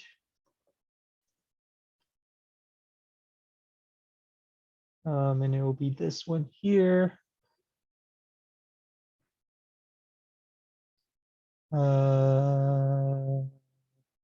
We already did that. We already did the imports. So we need to do import moment from React moment. And then we can just throw it in inside of moment. And if we want a specific format, I think we can do this. So yeah, let's go ahead and do that here. So let's go ahead and import moment from React moment. And again, this is a library that is helping you parse dates, because right now it's in UTC time right here. And to make it more readable, we'll use moment to fix that. So let's do this. like so. And then we'll move this up here. And then I want it to be month, day, and then the year. But I only want it to be like 2021 or 2022. I don't need all four. I just need the two at the end. So let's see how that works. Nice, that looks good. Do need a space, so wondering if I need to do this trick. So it'll be a little bit spaced out. Yep, that does it. Sweet. And that is our profile. This is Bob Jones. So let me go ahead and slack out this profile. And then the next part, we'll definitely get started on it today, but kind of work it out more tomorrow. And that is going to be our next model. So here is the profile component. And we're utilizing the context API a little bit different. I'm not bringing in all of the values. I'm just bringing in all of the value from the user. So that's why it's value.user here. That's the only change that we did. Or else I would have to go ahead and say user.image, user.id everywhere. So this kind of cleans that up a bit too. Sweet. I am going to close everything out. And I'm also going to stop each of the servers again, because we'll be creating some stuff inside of each of the front end and back end. So I'll stop that. And then while we're here, let's go ahead and do a get add, get commit, user and auth done. And get push origin master. So we'll consistently push up to GitHub, so it's up to date. So the user is all done. We can definitely do more with that if we need to, but for the basic objectives, the user is done. So the next one is going to be platforms. So that would be the next step there. It's going to be platforms. Let's go ahead and create the models. We'll do the controllers and routes, and then we are going to get the CRUD actions working on the front end. So that is our next step. So let me see here. Yeah, let me go ahead and look up date time if that is the right one for Ruby. And we'll do this as a class actually. So we'll do Ruby models, mountains, no, Ruby models, date time.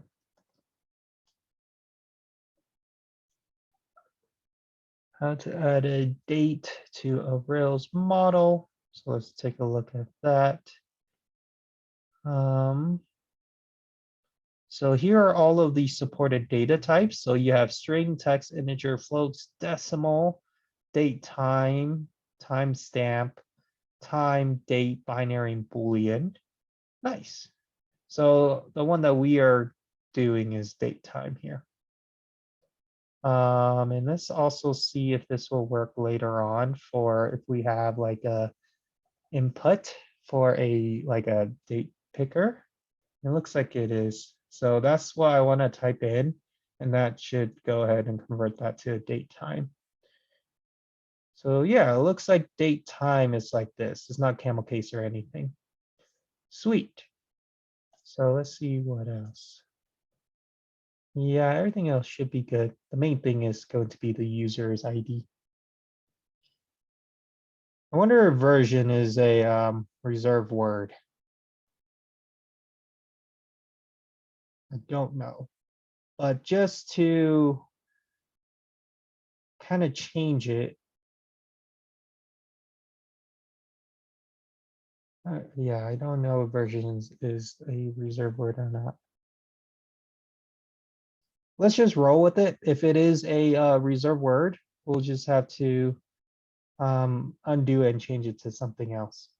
And that will be a good learning experience with that. So yeah, let's go ahead and create this model here. And we haven't done mostly Rails stuff since last year, which is crazy. So let's go ahead and do a bundle exec Rails G model. This will be platform singular. Those models are singular, controllers are plural, and platform has a name, which is a string. I already forgot. Bot, which is a date time. So date time. And then there is also the version, which is also a string. And then is there another field after that? User ID. So to get the user's ID, after you do all of the attributes, is what we have so far, it will be user : belongs to. So follow that pattern there. So let me go ahead and double check to make sure this creates everything like I wanted, and I'll slack out that command. So name, bot, version, and then belongs to user with the form key constraint. Yep, that looks good. And then let's go ahead and run a migrate. Bundle exec Rails DB migrate.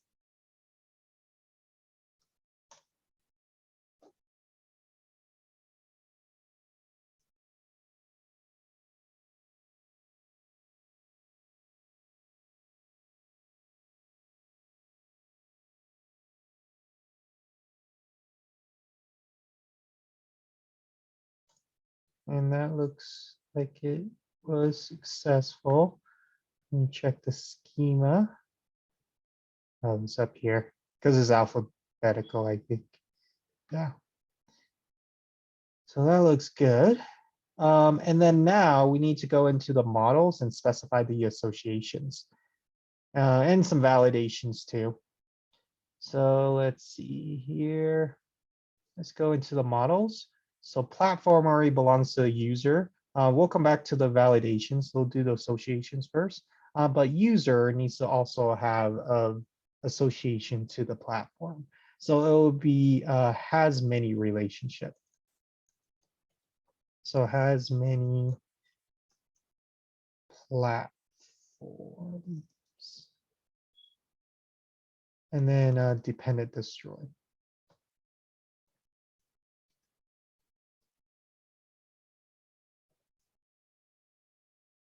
Again, the reason why we want that is that if we delete the user, it should delete all of the user's data.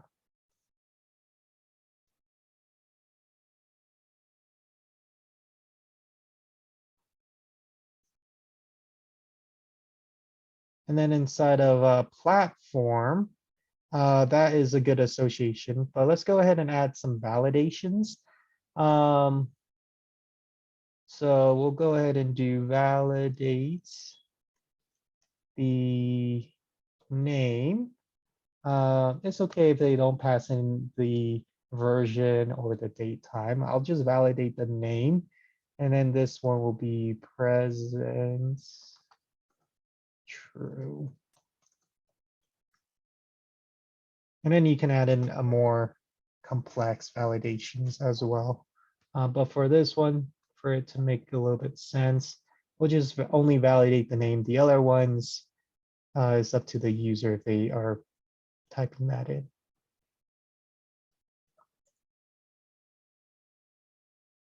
Okay, and then the models are now done. So now the next part is to create the controllers and fill out the controllers as well as the routes. So it will be bundle exec Rails G controller. And again, we are doing it within the API namespace. So it'll be API slash and then the name of your controller. So in this case, it's called platforms plural. And then we are just going to do a skip routes.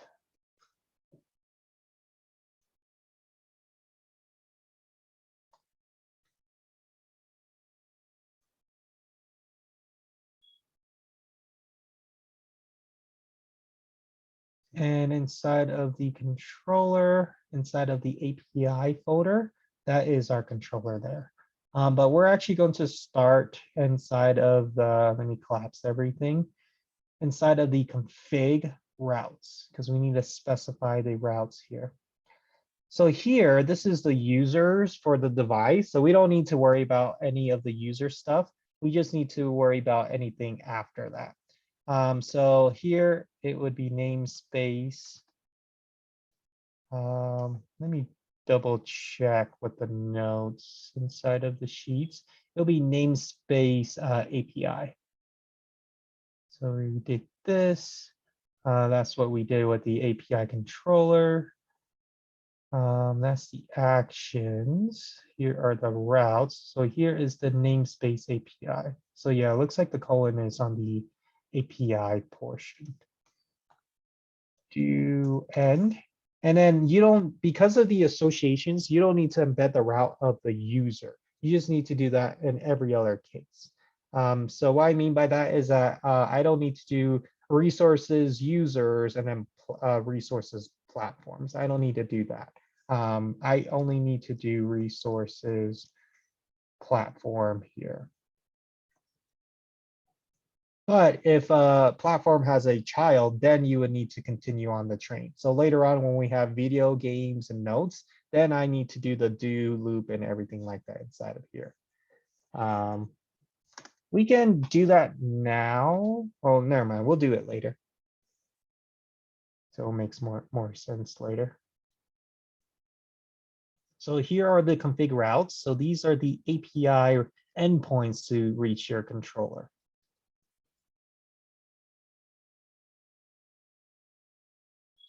And then here inside of your controller, we are going to start to fill this out.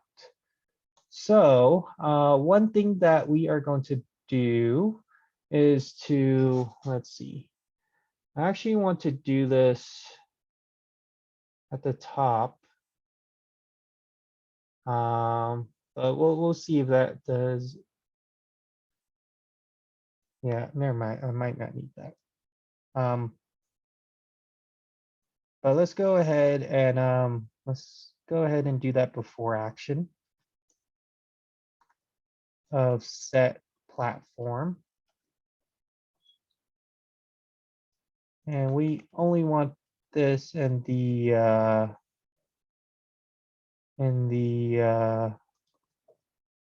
where it's going to be repeating that code. So it'll be in the show, the new, or not the new, the update and destroy. And then private, we'll define what that is. So what set platform is that we are going to do an app platform.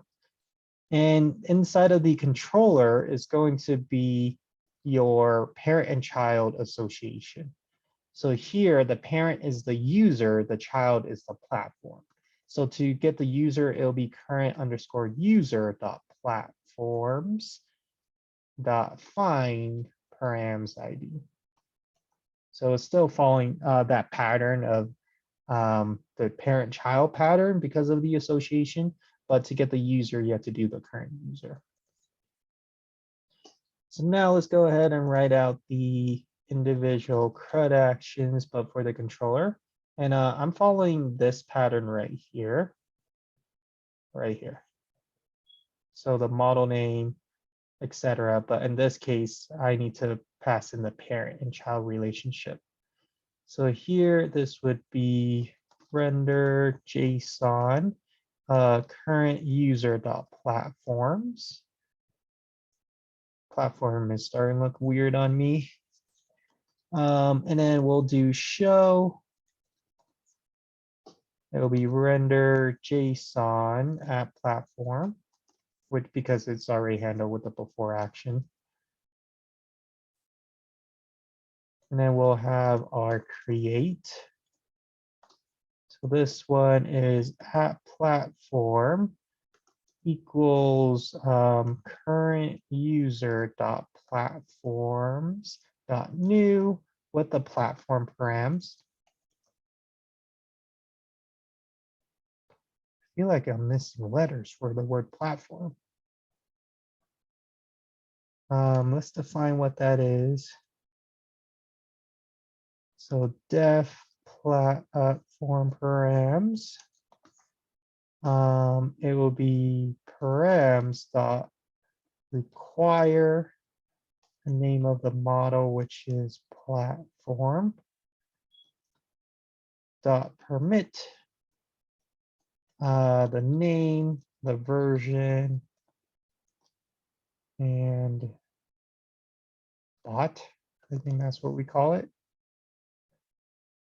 And then we'll do our logic here. So if at platform dot saves else end, we are going to go ahead and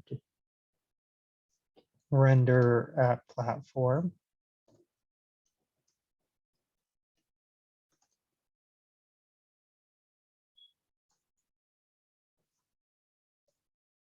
And then else we are going to render JSON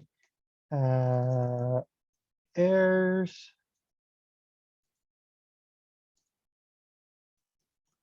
And then it'll be at platform dot errors. Whoa. Sorry. It's been a while since we've been in Ruby. And then that status of unprocessable entity. I always need to look it up.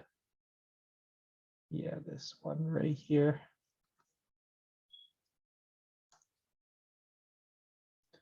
So that will be good for the status there.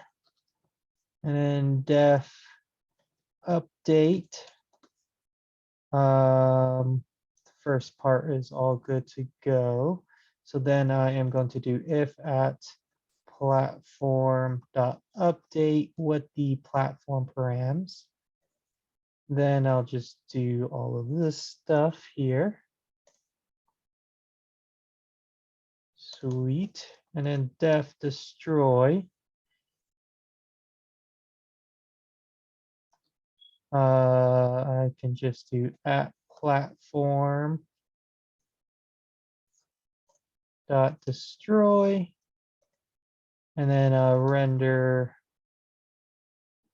JSON at, or yeah, it will be message, and it'll be I'll just have it say platform deleted. That works. And yep, that is all that we need. One more thing that could help us out a lot, especially with our error handling, is to import flash messages. And yeah, you can go into that lecture if you want to kind of learn more about that. But for now, I'm just gonna leave that till later, and then we'll come back to that with those error messages. But here is the platform's controller. Did I spell platform right? Yeah. Sure.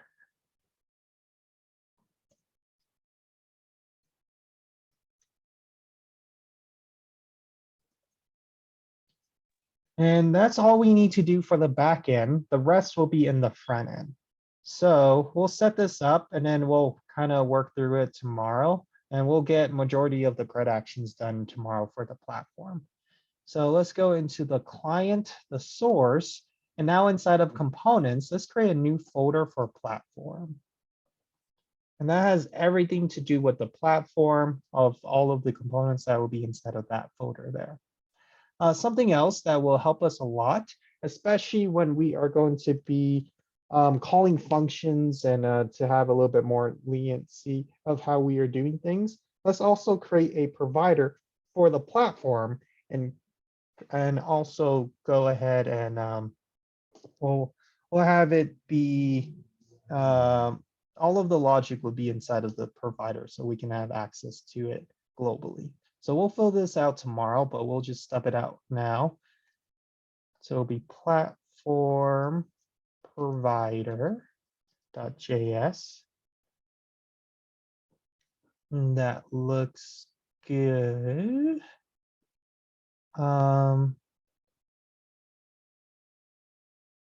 think something else that will help us out for tomorrow as well is to have some dummy data. So yeah, let's go ahead and have some faker data before that. So we'll know if our CRUD actions are working or not.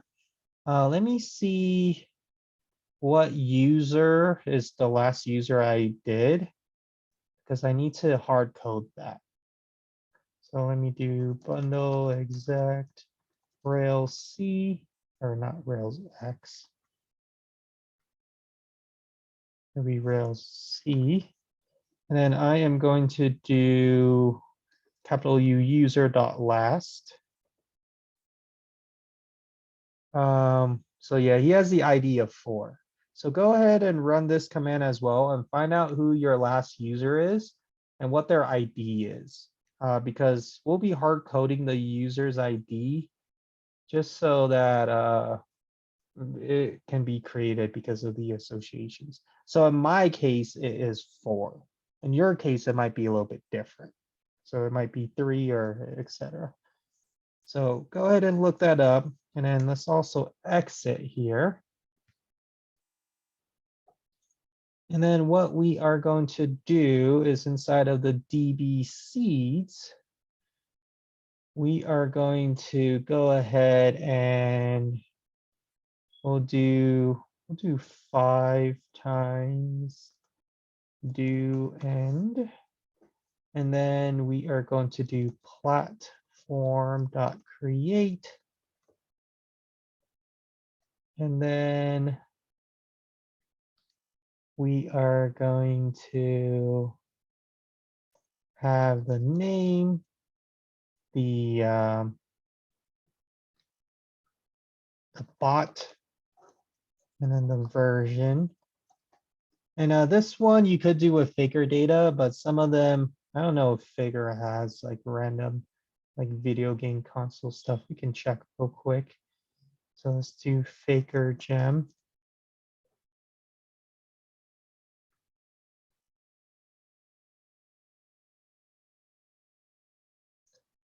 Let's see. Let's do, so nothing for game. Is there any books, fantasy, game here? So it looks like there's some good stuff for game. But do they have anything for consoles? Half-Life, Title. easy choice. Oh, here's the platform. Nice. So let's go ahead and do that for the name. Bot. That one, Faker might have like a date that we can use. ABCD date. We can do between, forward, backwards. We'll do this between here.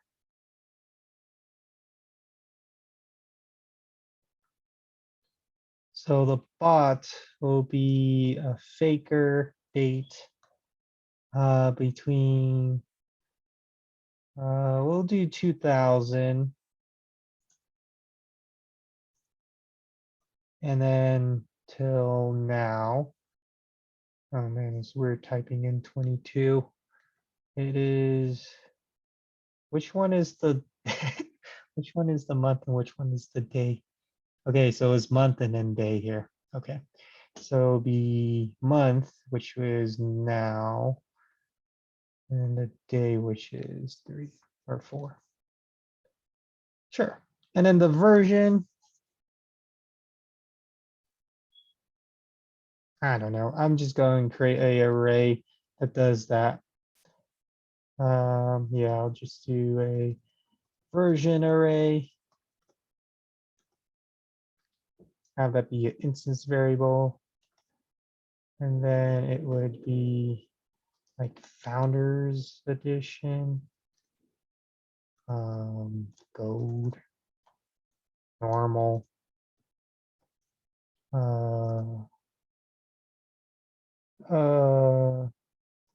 Game of the year. And then we'll do one more. What's another game version?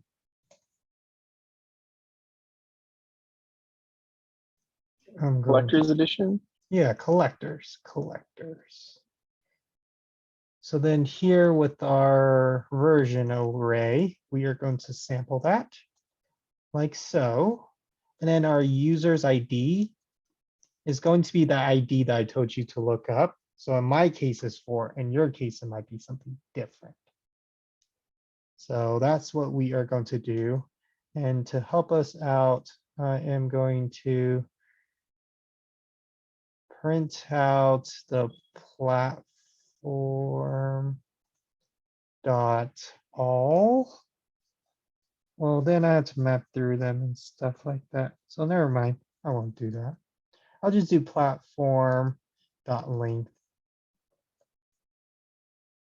Yeah, so I'll just print out how many platforms it created. Sweet. So let me run the seeds file, see if it works, and if it does, I'll suck it out, and then we'll seed it, and then we'll leave the rest for tomorrow. So let me do this real quick. Rails db seed.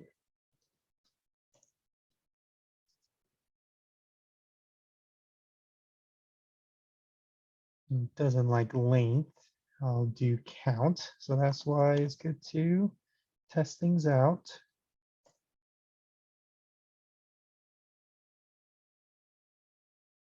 Yeah, I think it created for me 10 because the first time it created it and then it got stuck here, but it still did this. Second time it did show me the count. So yeah, that works. So here is the seeds file.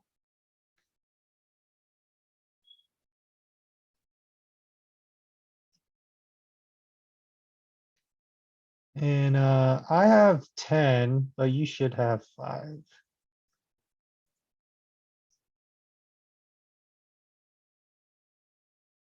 And then let's go ahead and run this command as well.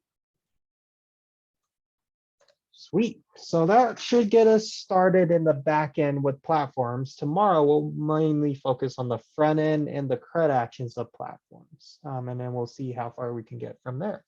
But yeah, that is all that we have for now. Before you all go, where this video will be located at, actually, let me kind of show you where that is. It's going to be in its own module, and it's going to be labeled like class project deep dive.